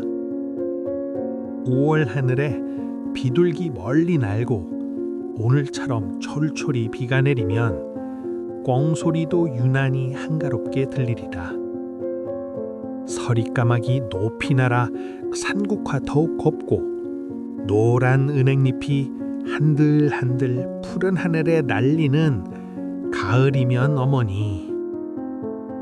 그 나라에서 양지밭 과수원에 꿀벌이 잉잉거릴 때 나와 함께 고 새빨간 능금을 따지 않으렵니까?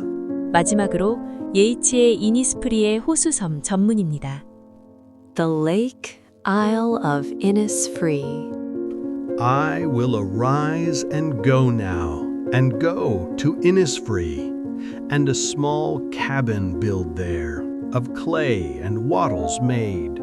9 bean rows will I have there, a hive for the honey bee, and live alone in the bee-loud glade. And I shall have some peace there, for peace comes dropping slow, dropping from the vales of the morning to where the cricket sings. There midnight's all a glimmer, and noon a purple glow, and evening full of the linnet's wings. I will arise and go now, for always night and day I hear lake water lacking with low sounds by the shore, while I stand on the roadway or on the pavement's gray, I hear it in the deep heart's core. 나 이제 일어나 가리. 이니스프리로 가리. 거기 진흙과 나뭇가지 엮어 작은 오두막 짓고 콩밭 9이랑 읽으며 꿀벌통 하나 두리니 벌들이 윙윙대는 숲속에서 나 홀로 살리라. 거기서 내 평화를 누리리. 평화는 안개처럼 천천히 내려오는 것. 아침 안개 거치는 곳부터 귀뚜라미 우는 곳까지. 그곳은 한밤중에도 희미하게 빛나고 정오엔 보랏빛 노을이 타오르며 저녁엔 방울새 날갯소리 가득한 곳. 나 이제 일어나 가리. 밤이나 낮이나 호숫가에 찰랑이는 낮은 물결 소리 내 귀에 들리네. 내가 길 위에 서 있거나 회색 보도 위에 서 있을 때면 내 가슴 깊은 곳에서 그 소리 들리네. 별천지처럼 평온하고 넉넉한 하루 되시길 바랍니다.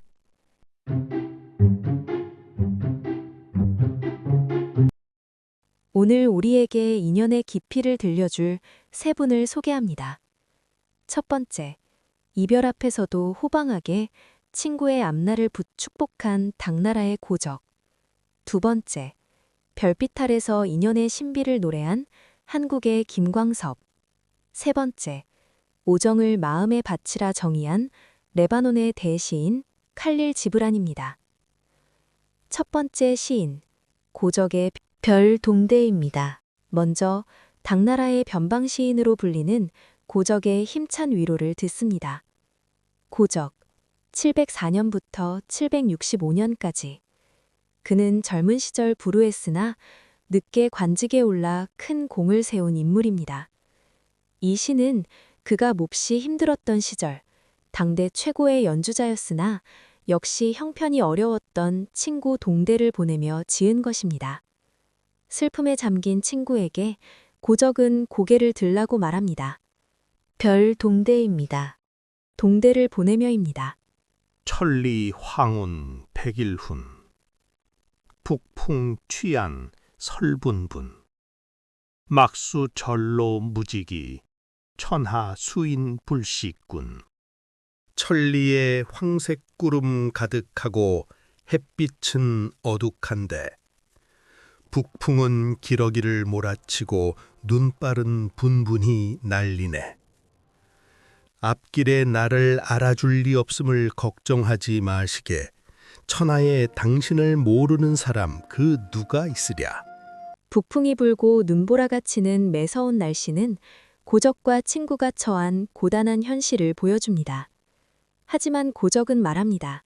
나를 알아주는 지기가 없을까 걱정하지 말라고요. 마지막 천하 수인 불식구는 이 시의 백미입니다. 당신처럼 뛰어난 사람을 천하가 어찌 모르겠는가 라는 뜨거운 확신. 나를 믿어주는 단 한 사람의 이 믿음이야말로 절망에 빠진 신구를 다시 일어서게 하는 가장 큰 힘이었을 것입니다. 두 번째 시인, 김광섭의 저녁에입니다. 이러한 신뢰는 김광섭 시인에게 이르러 우주적인 인연의 노래가 됩니다. 김광섭, 1905년부터 1977년까지. 그는 1965년 뇌졸중 발병 이후 긴 투병과 요양의 시간을 거치며 생의 끝자락에서 인간 존재의 근원을 성찰했습니다. 1969년 발표된 이 시는 잊고 지냈던 관계의 소중함을 밤하늘의 별에 빗대어 노래합니다. 저녁의 전문입니다.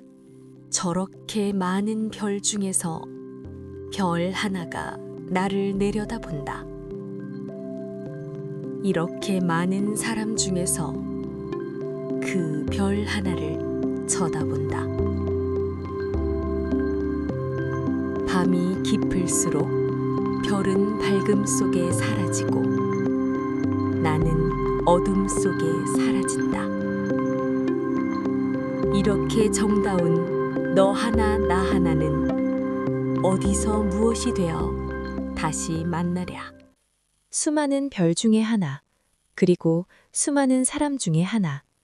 시인은 그 우연한 만남을 정다운 너 하나 나 하나로 부릅니다.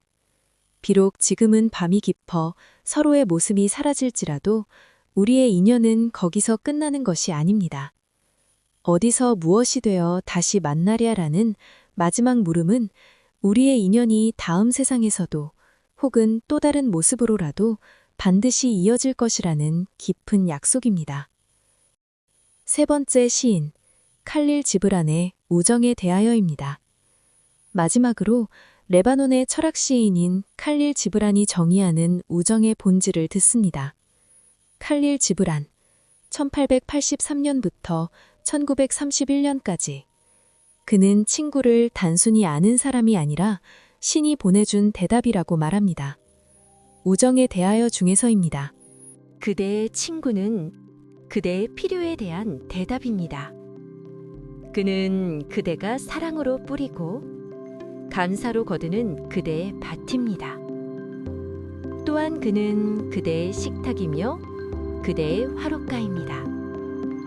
그대는 배가 고플 때 그를 찾아가며 평화를 얻기 위해 그를 구하기 때문입니다. 친구가 마음속의 생각을 말할 때 그대는 아니라고 말하기를 두려워하지 말며 예라고 말하기를 주저하지 마십시오.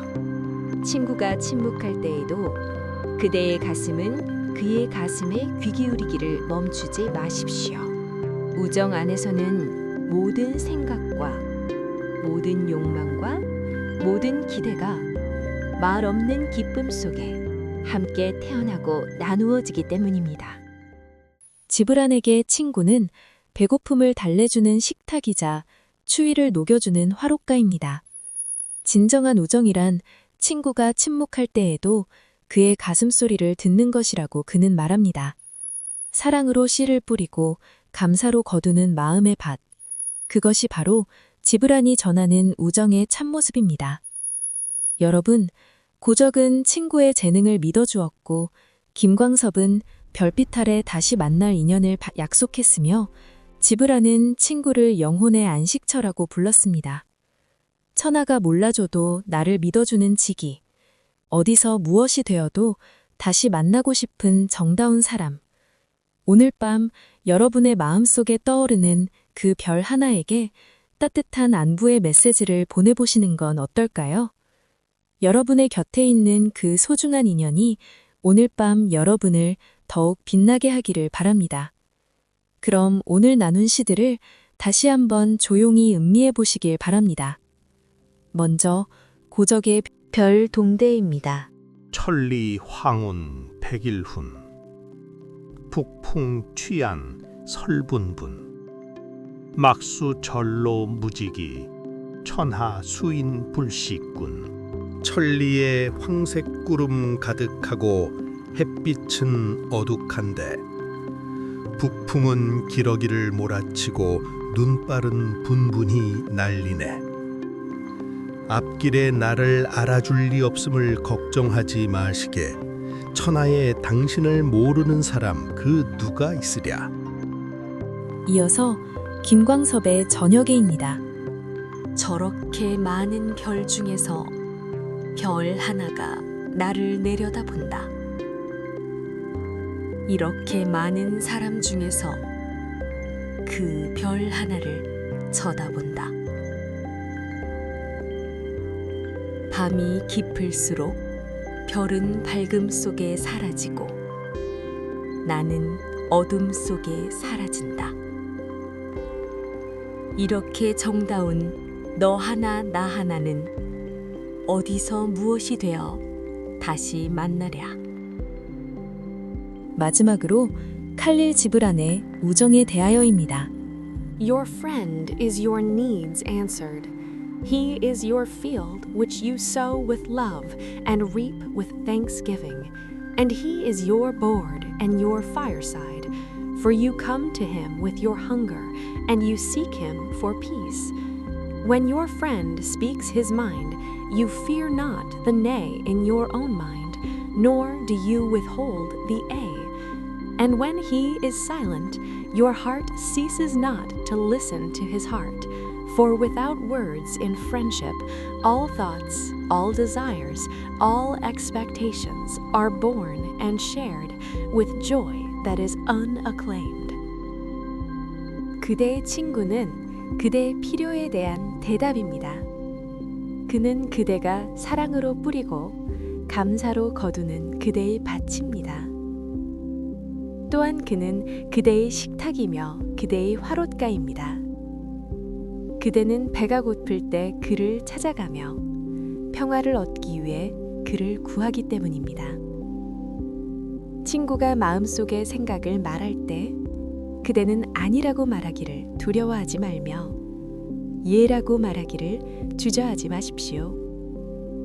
친구가 침묵할 때에도 그대의 가슴은 그의 가슴에 귀 기울이기를 멈추지 마십시오. 우정 안에서는 모든 생각과 모든 욕망과 모든 기대가 말없는 기쁨 속에 함께 태어나고 나누어지기 때문입니다.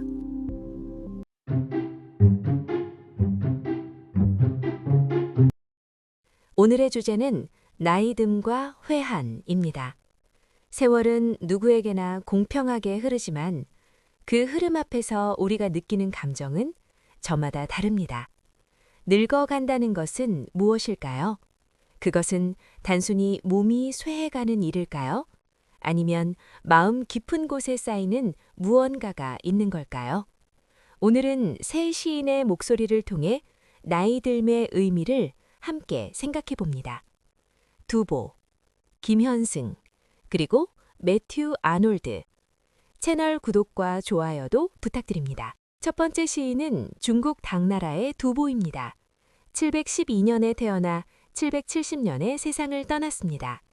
두보는 시성, 즉 시의 성인이라 불리는 인물입니다. 평생을 전란과 가난 속에서 보냈고 만년에는 오늘 소개할 시처럼 병들고 쓸쓸한 나그네로 살았습니다. 오늘 소개할 작품은 등고, 높이 오름입니다. 이 시는 두보가 56세 때 중국 사천성 기주에서 쓴 작품입니다. 중양절이란 음력 9월 9일로 높은 곳에 올라 국화주를 마시며 액마기를 하는 중국의 명절입니다. 두보는 바로 그날 병든 몸을 이끌고 홀로 누대에 올라 이 시를 남겼습니다. 한 가지 흥미로운 사실이 있습니다. 후대의 중국 문인들은 이 시를 천고 제1율시, 즉 역사상 가장 뛰어난 7원율시로 꼽아왔습니다. 단 56자 안에 8가지 대구가 완벽하게 맞아떨어지는 시입니다. 원문을 함께 읽겠습니다. 풍급 천고 원서에 저청사백 조비회 무변 낙목 소소하 부진 장강 곤곤내 만리 비추 상작객 백년 다병 독등대 간난 고한 번상빈 요도 신정 탁주배 바람 세차고 하늘 높은데 원숭이 울음 애절하고 강가 맑고 모래 희고 물새들 빙빙 나네. 사방에 낙엽은 쓸쓸히 떨어지고 끝없는 장강은 도도히 흘러오네. 타향 만리 나그네로 늘 가을을 맞이하며 평생 병 많은 몸 외로이 누대에 오르네. 가난과 고난에 흰머리만 늘어가고 노쇠한 몸. 이제 탁주마저 끊었네. 시의 전반부는 풍경입니다. 세찬 바람, 애절한 원숭이 울음, 끊임없이 떨어지는 낙엽, 도도히 흐르는 장강, 모두 흘러가고 사라지는 것들입니다. 후반부에서 두보는 자신의 처지를 직접 드러냅니다. 만리, 비추, 상작갯. 타향만리에서 늘 가을 나그네, 백년 다병 독 등대, 병 많은 몸으로 홀로 유대에 오른다. 그리고 마지막 구절, 요도 신정 탁주배, 노쇠한 몸에 탁주마저 끊었다. 이 한 줄에 두보의 말년이 담겨 있습니다. 술 한 잔의 위로조차 허락되지 않는 몸, 그것이 시성 두보의 말년이었습니다. 두 번째 시인은 한국의 김현승입니다. 1913년 평양에 태어나 1975년 서울에서 세상을 떠났습니다. 호는 다형, 광주에서 주로 활동하며 많은 제자를 길러낸 시인입니다. 그는 생전에 가을의 시인, 고독의 시인으로 불렸습니다. 오늘 소개할 작품은 가을의 기도입니다. 이 시는 1956년 문학잡지 문학예술에 처음 발표되었고 첫 시집 김현승 시초에 수록되었습니다. 기도문 형식으로 쓰인 이 시에서 시인은 가을을 앞에 두고 세 가지를 간청합니다. 기도하게 하소서, 사랑하게 하소서, 그리고 호홀로 잊게 하소서. 원문을 읽겠습니다. 가을에는 기도하게 하소서. 낙엽들이 지는 때를 기다려 내게 주신 겸허한 모국어로 나를 채우소서. 가을에는 사랑하게 하소서. 오직 한 사람을 택하게 하소서. 가장 아름다운 열매를 위하여 이 비옥한 시간을 가꾸게 하소서. 가을에는 호홀로 잊게 하소서. 나의 영혼 굽이치는 바다와 백합의 골짜기를 지나 마른 나뭇가지 위에 다다른 까마귀 같이. 이 시의 마지막 이미지를 주목해 주세요. 마른 나뭇가지 위에 까마귀. 일반적으로 까마귀는 불길함의 상징입니다. 그런데 김현승에게 그 까마귀는 영혼이 다다르는 절대 고독의 경지입니다. 젊은 날의 열정인 굽이치는 바다, 신앙적 환해인 백합의 골짜기를 지나 마침내 모든 것을 내려놓은 자리, 그것이 마른 나뭇가지입니다. 나이들미란 무언가를 더하는 것이 아니라 오히려 덜어내는 것. 그 덜어냄의 끝에서 비로소 진짜 자신을 만난다고 김현승은 노래합니다. 세 번째 시인은 영국의 매튜 아놀드입니다. 1822년에 태어나 1888년에 세상을 떠났습니다. 그는 시인이자 문화비평가로 학교 시학감으로 35년간 일했던 인물입니다.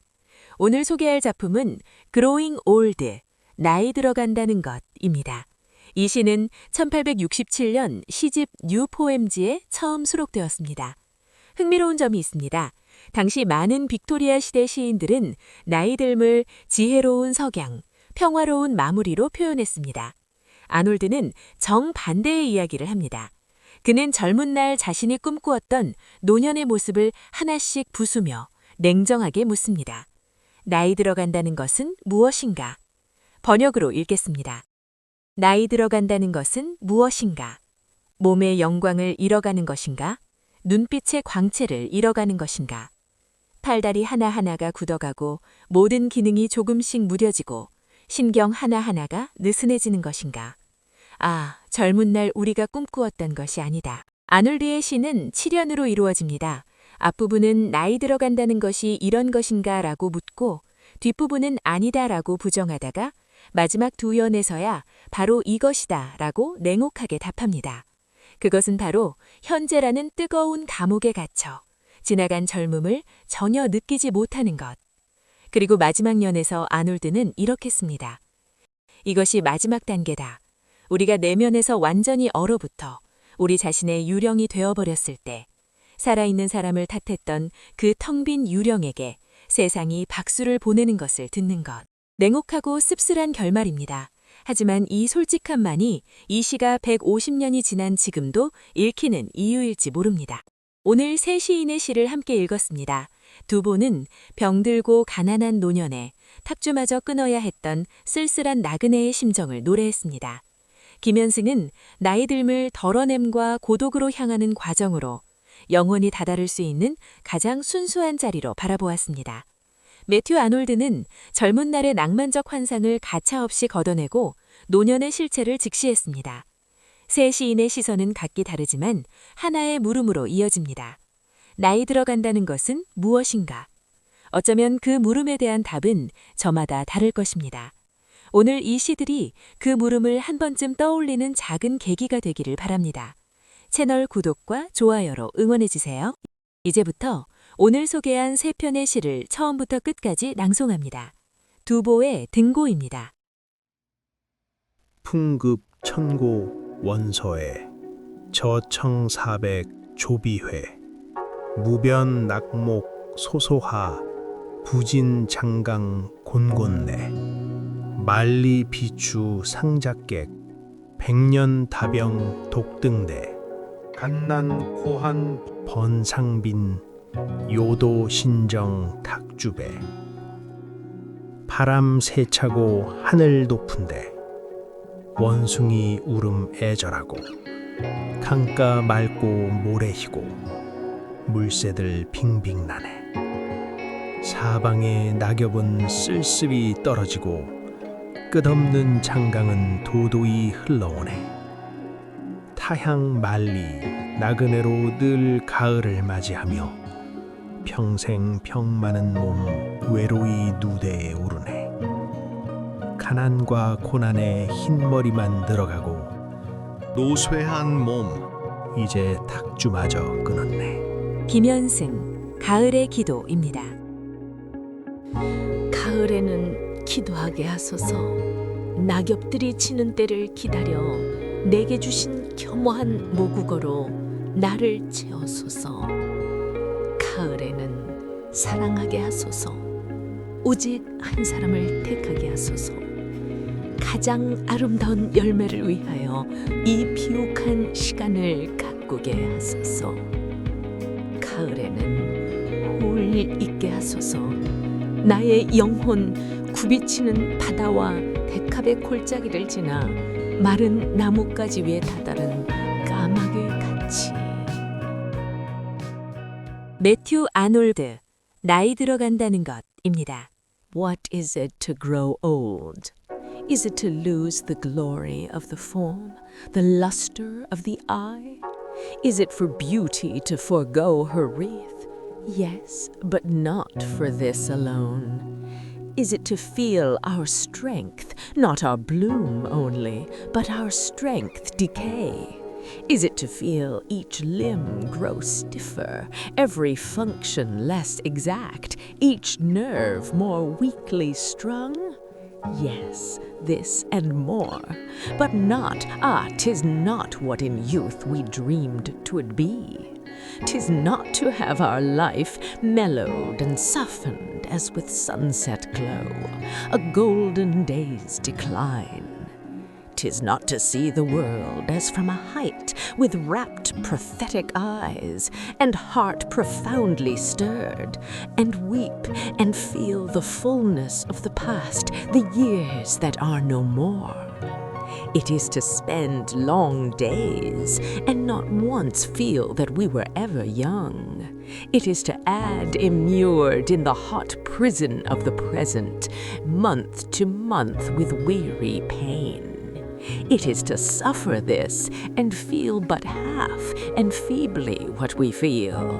Deep in our hidden heart festers the dull remembrance of a change, but no emotion, none. It is last stage of all, when we are frozen up within and quite the phantom of ourselves, to hear the world applaud the hollow ghost which blamed the living man. 나이 들어간다는 것은 무엇인가? 몸의 영광을 잃어가는 것인가? 눈빛의 광채를 잃는 것인가?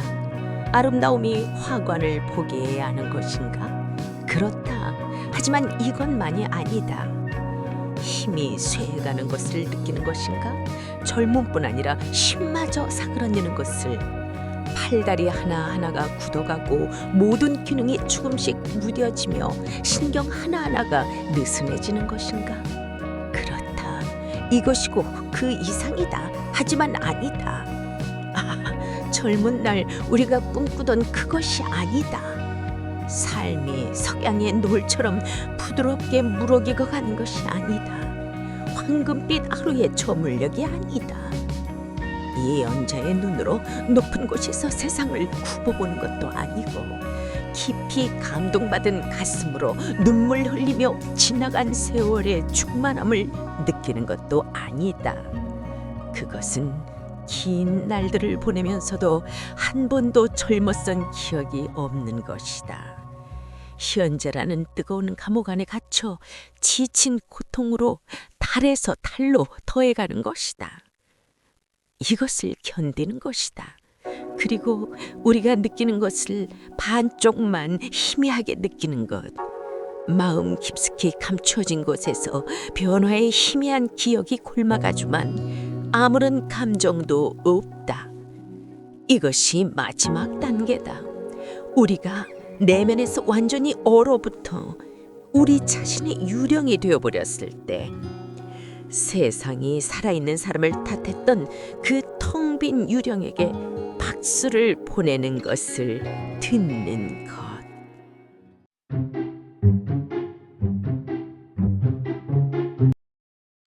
오늘의 주제는 고향과 향수입니다. 고향. 그 말 하나만으로도 가슴 어딘가가 저릿해지는 분들이 많으실 겁니다. 오늘은 동서양의 시인 세 분이 각자의 방식으로 고향을 그리워한 시 세 편을 소개해드립니다. 중국 당나라 시인 두목의 청명, 한국의 시인 정지용의 향수, 그리고 영국의 소설가이자 시인 토머스 하디의 자각하지 못한 자아를 함께 읽어보겠습니다. 아직 구독하지 않으신 분들은 구독과 좋아요 부탁드립니다. 첫 번째 시입니다. 두목은 803년에서 852년까지 살았던 중국 당나라 말기를 대표하는 시인입니다. 흔히 소두라 불리는데 이는 시성 두보와 구별하기 위해 붙여진 애칭입니다. 두목은 명문 관료 집안 출신으로 젊은 나이에 과거에 급제했지만 당나라의 쇠락을 눈앞에서 지켜보며 울분과 방랑의 삶을 살았습니다. 그가 쓴 시 청명은 1000년이 넘도록 중국인들이 가장 사랑하는 시 중 하나로 꼽힙니다. 청명은 청명절, 즉 봄에 조상의 묘를 찾는 중국의 세시풍속에서 비롯된 시입니다. 846년 두목이 지주자사로 지방에 부임해 있을 때 쓴 작품입니다. 청명절에 고향에 있는 가족들과 함께하지 못하고 타향을 떠도는 나그네의 마음이 담겨 있습니다. 원문과 번역을 들어보시겠습니다. 청명시절 우분분, 노상행인 욕단운, 차문주가 하처유, 목동유지 행화천. 청명시절 봄비가 부슬부슬 내리니 길 가는 나그네 마음이 무너지는 듯 근처에 주막이 어디에 있는지 물어보니 목동이 멀리 살구꽃 마을을 가리키네. 이 시는 겨우 28글자로 하나의 그림 같은 장면을 완성합니다. 청명절이면 가족이 모여 성묘를 하는 날. 그런데 이 나그네는 혼자 빗속 타향을 걷고 있습니다. 마음이 끊어질 듯 아프다는 표현, 욕 단호는 고향과 가족에 대한 그리움이 얼마나 사무치는지를 단 3글자로 보여줍니다. 나그네는 이 슬픔을 달래려 주막을 찾습니다. 그런데 길을 알려주는 이가 어른이 아니라 목동 소년입니다. 목동이 손가락으로 가리킨 방향에는 살구꽃이 피어있는 마을, 행화촌이 보입니다. 이 마지막 구절은 1000년 넘게 수많은 화가들이 그림으로 그리고 시인들이 노래할 만큼 아름다운 여운을 남깁니다. 고향을 그리워하는 마음, 그리고 그 슬픔을 달래주는 한 잔의 술과 한 폭의 풍경. 두목은 이 짧은 시 안에 그 모든 것을 담아냈습니다. 두 번째 시입니다. 정지용은 1902년에서 1950년까지 살았던 한국 현대시의 문을 열었다고 평가받는 시인입니다. 충북 옥천 출신의 그는 14세에 서울로, 이후 일본으로 유학을 떠나 오랜 시간 고향을 그리워하며 살았습니다. 향수는 1923년 정지용이 일본 교토에서 유학하던 중 고향을 그리워하며 쓴 작품입니다. 1927년 조선지광에 처음 발표되었고 이후 오늘날까지 가장 사랑받는 한국 시 중 하나로 자리매김했습니다. 이 시가 쓰인 1923년은 일제강점기였습니다. 같은 해 9월, 일본에서는 관동 대지진이 일어나 수천 명의 조선인이 학살되었습니다. 이 시의 그리움은 단순한 향수를 넘어 빼앗긴 나라와 되돌아갈 수 없는 고향에 대한 절절한 마음을 담고 있습니다. 시를 함께 읽어드리겠습니다. 넓은 벌 동쪽 끝으로 옛 이야기 지줄대는 실개천이 휘돌아 나가고 얼룩배기 황소가 해설피 금빛 게으른 울음을 우는 곳. 그것이 차마 꿈엔들 이칠리야. 질화로에 재가 식어지면 빈밭에 밤바람 소리 말을 달리고 엷은 졸음에 겨운 늙으신 아버지가 집베개를 돋아 고이시는 곳. 그곳이 차마 꿈엔들 이칠리야. 흙에서 자란 내 마음 파란 하늘빛이 그리워 함부로 쏜 화살을 찾으러 풀섭 이슬에 함추름 휘적시던 곳. 그곳이 차마 꿈엔들 이칠리야. 전설 바다에 춤추는 밤물결 같은 검은 귀민머리 날리는 어린 누이와 아무렇지도 않고 예쁠 것도 없는 사철 발벗은 아내가 따가운 햇살을 등에 지고 이삭 줍던 곳. 그곳이 차마 꿈엔들 이칠리야. 하늘에는 성근 별, 알 수도 없는 모래성으로 발을 옮기고 서리까마귀 우지짓고 지나가는 초라한 지붕, 흐릿한 불빛에 돌아앉아 도란도란거리는 곳. 그곳이 차마 꿈엔들 이칠리야. 이 시의 힘은 그곳이 차마 꿈엔들 이칠리야라는 후렴구에 있습니다. 5년이 각각 다른 고향의 풍경을 그리고 매번 같은 후렴구로 돌아옵니다. 얼룩황소의 울음, 집베개에 기대 조시는 아버지, 이슬에 발을 적시며 화살을 찾던 소년, 이삭을 줍는 누이와 아내, 도란도란 이야기 나누는 초가집. 이 모든 평범한 일상들이 차마 꿈에서조차 잊힐 수 없는 것이 됩니다. 정지용은 화려하지 않은 고향의 일상을 토속적인 우리말로 정갈하게 담아내며 고향은 결코 완벽한 낙원이 아니어도 가장 깊은 곳에 새겨진 자리임을 보여줍니다. 세 번째 시입니다. 토머스 하디는 1840년에서 1928년까지 살았던 영국 빅토리아 시대를 대표하는 소설가이자 시인입니다. 테스와 주드로 세계 문학사에 이름을 남긴 그는 사실 스스로를 시인으로 여겼습니다. 하디는 영국 남부 도시주의 작은 마을 하이어 보컴턴 잠에서 태어났습니다. 그의 아버지는 바이올린을 즐겨 연주했고 어린 하디는 아버지의 연주에 맞춰 춤을 추며 자랐습니다. 오늘 소개할 자각하지 못한 자아는 그 어린 시절의 기억을 담은 시입니다. 1902년 출판된 시집 과거와 현재의 시들에 처음 수록되었습니다. 원문과 번역을 함께 들어보시겠습니다. Here is the ancient floor.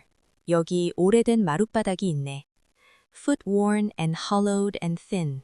발에 닳고 패이고 얇아진. Here was the former door. 여기 예전에 문이 있었고. Where the dead feet walked in. 죽은 발들이 걸어 들어오던 곳. She sat here in her chair. 그녀는 이 의자에 앉아. Smiling into the fire. 불길을 바라보며 미소 지었고. He who played stood there. 연주하는 이는 저기 서서 bowing it higher and higher. 활을 점점 더 높이 올리며 켰네. Childlike, I danced in a dream. 아이처럼 나는 꿈속에서 춤을 추었고. Blessings emblazoned that day. 그날은 온통 축복으로 빛났으며. Everything glowed with a gleam. 모든 것이 찬란하게 빛났건만. Yet we were looking away. 그러나 우리는 딴 곳을 보고 있었네. 이 시는 어른이 된 하디가 오래전 살던 집을 다시 찾아와 어린 시절을 회상하는 이야기입니다. 여기와 저기, 있다와 있었다가 교차하며 현재와 과거가 겹쳐집니다. 불가에 앉은 어머니, 바이올린을 켜는 아버지, 그 음악에 맞춰 춤을 추는 어린 나. 그날은 온통 축복으로 빛났고 모든 것이 찬란했습니다. 그런데 마지막 줄이 가슴을 칩니다. 그러나 우리는 딴 곳을 보고 있었네. 그 행복한 순간 속에서 우리는 그것이 얼마나 소중한지 알지 못했습니다.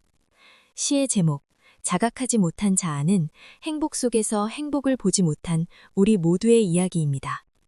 세 시인을 돌아보며 오늘 세 시인이 그린 고향과 향수는 각기 다른 모습이었습니다. 두목은 청명절 빗속 타향에서 살구꽃 마을을 그리워했고 정지용은 일본 유학 중 돌아갈 수 없는 고향의 평범한 일상을 후렴처럼 불렀습니다. 토머스 하디는 늙어서야 깨달았습니다.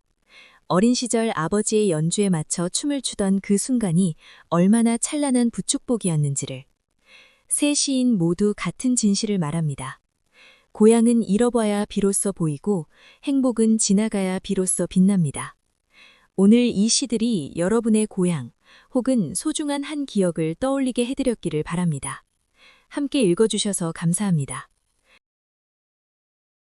두목청명, 청명시절 우분분, 노상행인 욕단운, 차문주가 하처유, 목동유지 행화천. 청명시절 봄비가 부슬부슬 내리니 길 가는 나그네 마음이 무너지는 듯 근처에 주막이 어디에 있는지 물어보니 목동이 멀리 살구꽃 마을을 가리키네. 정지용 향수, 넓은 벌 동쪽 끝으로 옛 이야기 지줄대는 실개천이 휘돌아 나가고 얼룩배기 황소가 해설피 금빛 게으른 울음을 우는 곳. 그것이 차마 꿈엔들 이칠리야.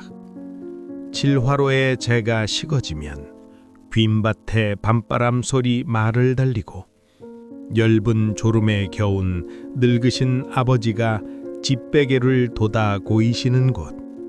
그곳이 차마 꿈엔들 이칠리야. 흙에서 자란 내 마음 파란 하늘빛이 그리워 함부로 쏜 화살을 찾으러 풀섭 이슬에 함추름 휘적시던 곳. 그곳이 차마 꿈엔들 이칠리야. 전설 바다에 춤추는 밤물결 같은 검은 귀민머리 날리는 어린 누이와 아무렇지도 않고 예쁠 것도 없는 사철 발벗은 아내가 따가운 햇살을 등에 지고 이삭 줍던 곳. 그곳이 차마 꿈엔들 이칠리야. 하늘에는 성근 별, 알 수도 없는 모래성으로 발을 옮기고 서리까마귀 우지짓고 지나가는 초라한 지붕, 흐릿한 불빛에 돌아앉아 도란도란거리는 곳. 그곳이 차마 꿈엔들 이칠리야. 토머스 하디, 자각하지 못한 자. Here is the ancient floor, foot-worn and hollowed and thin. Here was the former door where the dead feet walked in. She sat here in her chair, smiling into the fire. He who played stood there, bowing it higher and higher. Childlike, I danced in a gleam. Blessings emblazoned that day. Everything glowed with a gleam. Yet we were looking away. 여기 오래된 마룻바닥이 있네. 발에 닳고 패이고 얇아진.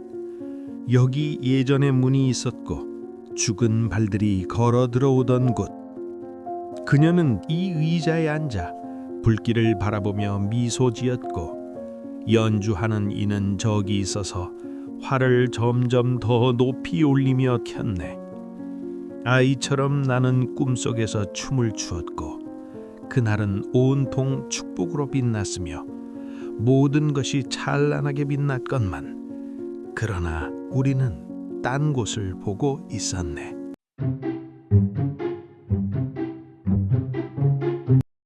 새로운 개편을 앞둔 마지막 시간입니다. 마지막 화의 주제는 바로 시란 무엇인가입니다. 시인들이 시에 대해 쓴 시, 이것을 시론시라고 합니다. 오늘은 동서양의 세 시인이 각자의 언어로 남긴 시에 대한 고백을 읽겠습니다. 두보가 묻습니다. 시는 어떻게 이어지는가? 윤동주가 답합니다. 시는 어떻게 살아야 쓸 수 있는가? 아치볼드 매클리시가 선언합니다. 시는 의미하는 것이 아니라 존재해야 한다. 지금까지 함께해 주신 구독자 여러분, 오늘도 채널 구독과 좋아요 부탁드립니다. 1부입니다. 두보, 희위 6조, 제1소. 두보는 당나라의 시인으로 시성이라 불리는 중국 문학의 거인입니다. 그는 평생 전랑과 가난 속에서도 약 1400편의 시를 남겼으며 그 시들은 한 시대의 역사 그 자체였습니다. 희위 6조는 장난삼아 쓴 6절구라는 뜻으로 두보가 당대 문단의 풍조를 비판하며 쓴 6편의 시론시입니다. 그 첫 번째 시에서 두보는 남북조 시대의 시인 유신을 예로 들어 진정한 시는 어떻게 성숙하는가를 이야기합니다. 유신은 젊은 시절 화려하고 경박한 시를 썼지만 나라가 멸망하고 타국에 억류된 만년에 비로소 인생의 깊이가 담긴 절창들을 남겼습니다. 두보는 그것을 가리켜 늙을수록 더욱 성숙해졌다고 말합니다. 시를 읽겠습니다. 유신문장 노갱성 능운 검피 의종행 금인치점 유전부 불각전연 외후생. 유신의 문장은 나이 들수록 더욱 성숙해졌으니 구름을 뚫는 검필의 뜻은 종횡무진이었다. 요즘 사람들은 그가 남긴 시부를 비웃고 손가락질하지만 그들이야말로 전연이 두려워할 후생임을 모르는구나. 두보가 이 시를 쓴 이유는 분명합니다.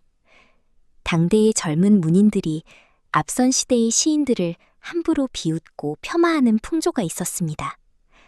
두보는 그들을 향해 조용히 그러나 단호하게 말합니다. 유신의 시는 늙어서야 비로소 완성되었다. 여기에 두보의 시론이 담겨 있습니다. 시는 젊은 재기만으로 쓰는 것이 아닙니다. 삶의 굴곡, 시간의 무게, 그 모든 것을 견뎌낸 후에야 비로소 시는 진짜 깊이를 얻습니다. 두보 자신도 그랬습니다. 그의 가장 위대한 시들은 전쟁과 유랑과 병구 속에서 쓰였습니다. 고난이 시인을 만들고 시인이 시를 만드는 것입니다. 2부입니다. 윤동주, 서시. 윤동주는 일제강점기의 시인으로 28세 나이에 후쿠오카 형무소에서 숨졌습니다. 그는 살아생전 단 한 권의 시집도 출판하지 못했습니다. 그러나 그의 시들은 해방 후 하늘과 바람과 별과 시로 묶여 한국인이 가장 사랑하는 시집이 되었습니다. 서시는 그 시집의 첫머리에 실린 시입니다. 1941년 11월 20일 연희전문학교를 졸업하기 직전에 쓰였습니다. 시집을 출판하고 싶었지만 끝내 뜻을 이루지 못한 시인이 자신의 시집을 여는 말로 쓴 스스로에게 건네낸 다짐입니다. 시를 읽겠습니다. 죽는 날까지 하늘을 우러러 한 점 부끄러움이 없기를. 잎새에 이는 바람에도 나는 괴로워했다. 별을 노래하는 마음으로 모든 죽어가는 것을 사랑해야지. 그리고 나한테 주어진 길을 걸어가야겠다. 오늘 밤에도 별이 바람에 스치운다. 이 짧은 시 안에 윤동주가 생각한 시인이란 무엇인가가 모두 담겨 있습니다.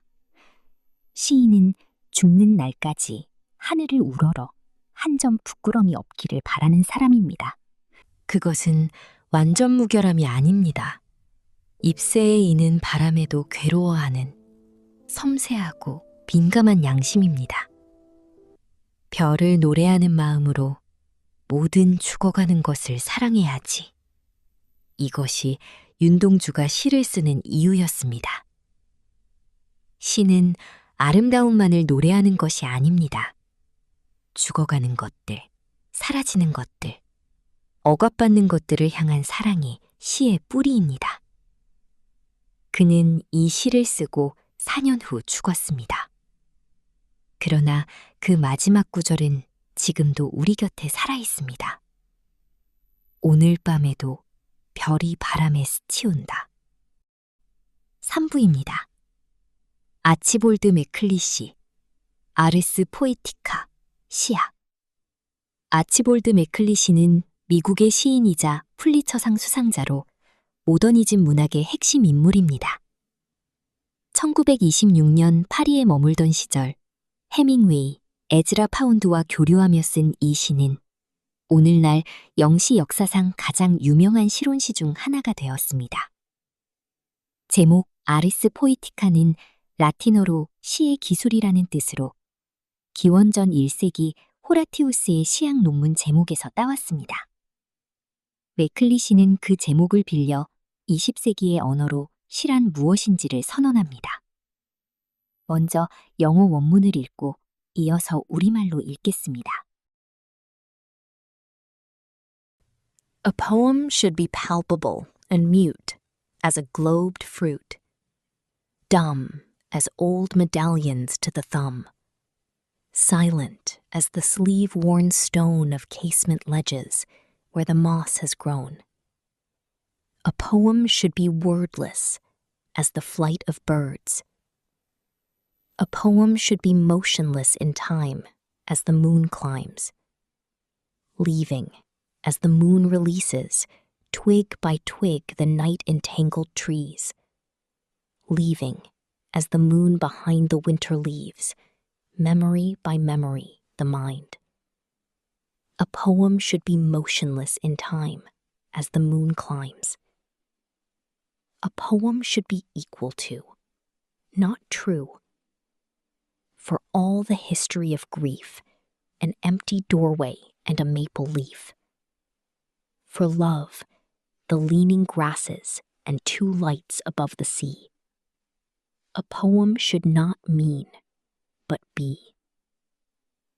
시는 만질 수 있고 침묵해야 한다. 둥근 과일처럼. 말 없어야 한다. 엄지손가락에 다른 낡은 메달처럼. 이끼 낀 창틀 돌처럼 조용해야 한다. 시는 말이 없어야 한다. 새들의 비행처럼. 시는 시간 속에서 움직이지 않아야 한다. 달이 오르듯.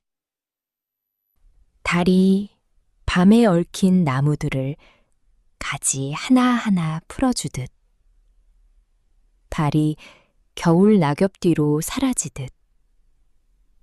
기억 하나하나 마음에서 떠나보내듯.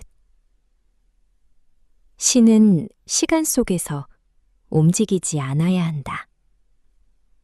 달이 오르듯. 시는 다음과 같아야 한다. 진실이 아니라 등가여야 한다. 슬픔의 모든 역사를 위해서는 텅 빈 문간과 단풍잎 하나. 사랑을 위해서는 기울어진 풀들과 바다 위 2개의 빛. 시는 의미하지 않아야 한다. 오직 존재해야 한다. 매클리시의 이 시는 스스로 역설입니다. 시는 말이 없어야 한다고 말하는 시, 시는 의미하지 않아야 한다고 의미하는 시. 그는 시가 개념이나 주장이 아니라고 말합니다. 시는 과일처럼 만져지고 새들의 비행처럼 그저 일어나고 달이 오르듯 조용히 시간 속에 존재해야 한다고. 가장 유명한 마지막 두 행. 시는 의미하지 않아야 한다.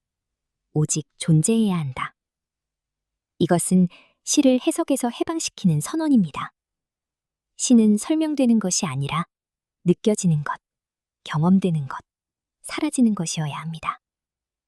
그런 의미에서 이 시는 우리가 지난 20화 동안 해온 일에 대한 가장 아름다운 반성문이기도 합니다.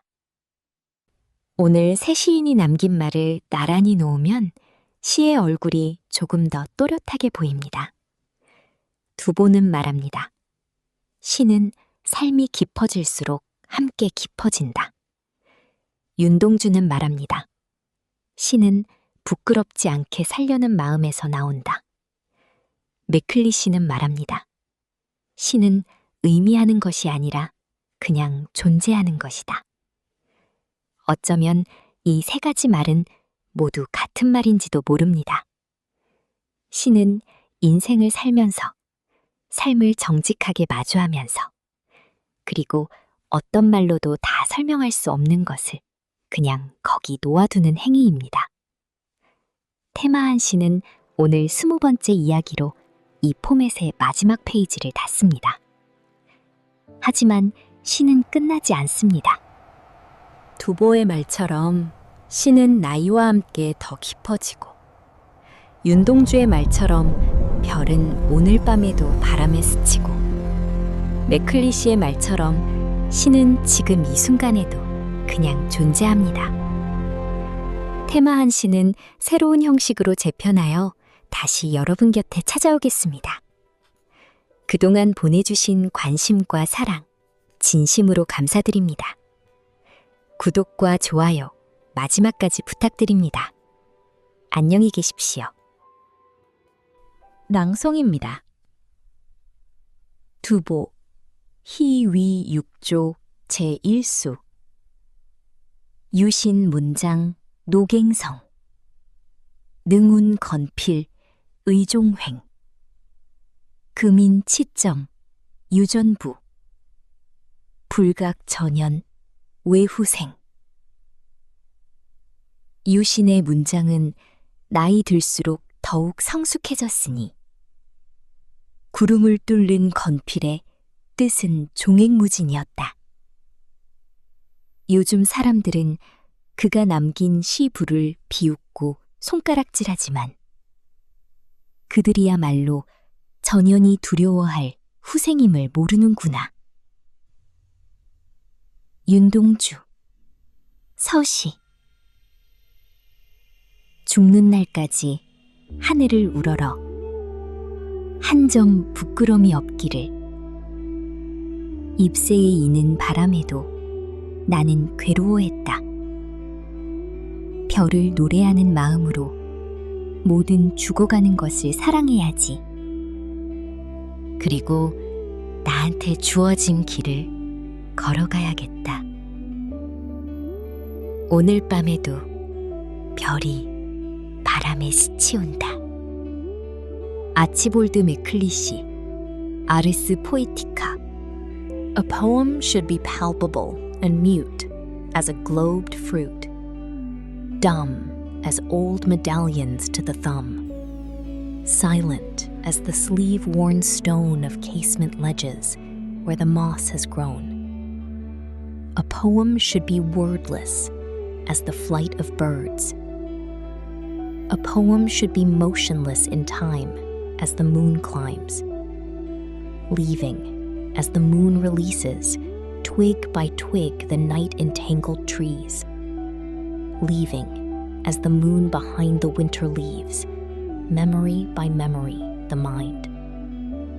A poem should be motionless in time as the moon climbs. A poem should be equal to, not true, for all the history of grief, an empty doorway and a maple leaf. For love, the leaning grasses, and two lights above the sea. A poem should not mean, but be. 시는 만질 수 있고 침묵해야 한다. 둥근 과일처럼. 말 없어야 한다. 엄지손가락에 다른 낡은 메달처럼. 이끼 낀 창틀 돌처럼 조용해야 한다. 시는 말이 없어야 한다. 새들의 비행처럼. 시는 시간 속에서 움직이지 않아야 한다. 달이 오르듯. 시는 다음과 같아야 한다. 진실이 아니라 등가여야 한다. 슬픔의 모든 역사를 위해서는 텅 빈 문간과 단풍잎 하나. 사랑을 위해서는 기울어진 풀들과 바다 위 두 개의 빛. 시는 의미하지 않아야 한다. 오직 존재해야 한다. 시란 무엇인가를 주제로 두보, 윤동주, 아치볼드 네클리시의 시를 함께 읽었습니다. 구독과 좋아요는 정말 큰 힘이 됩니다. 여러분의 테마한 시는 곧 새로운 모습으로 다시 찾아오겠습니다. 감사합니다.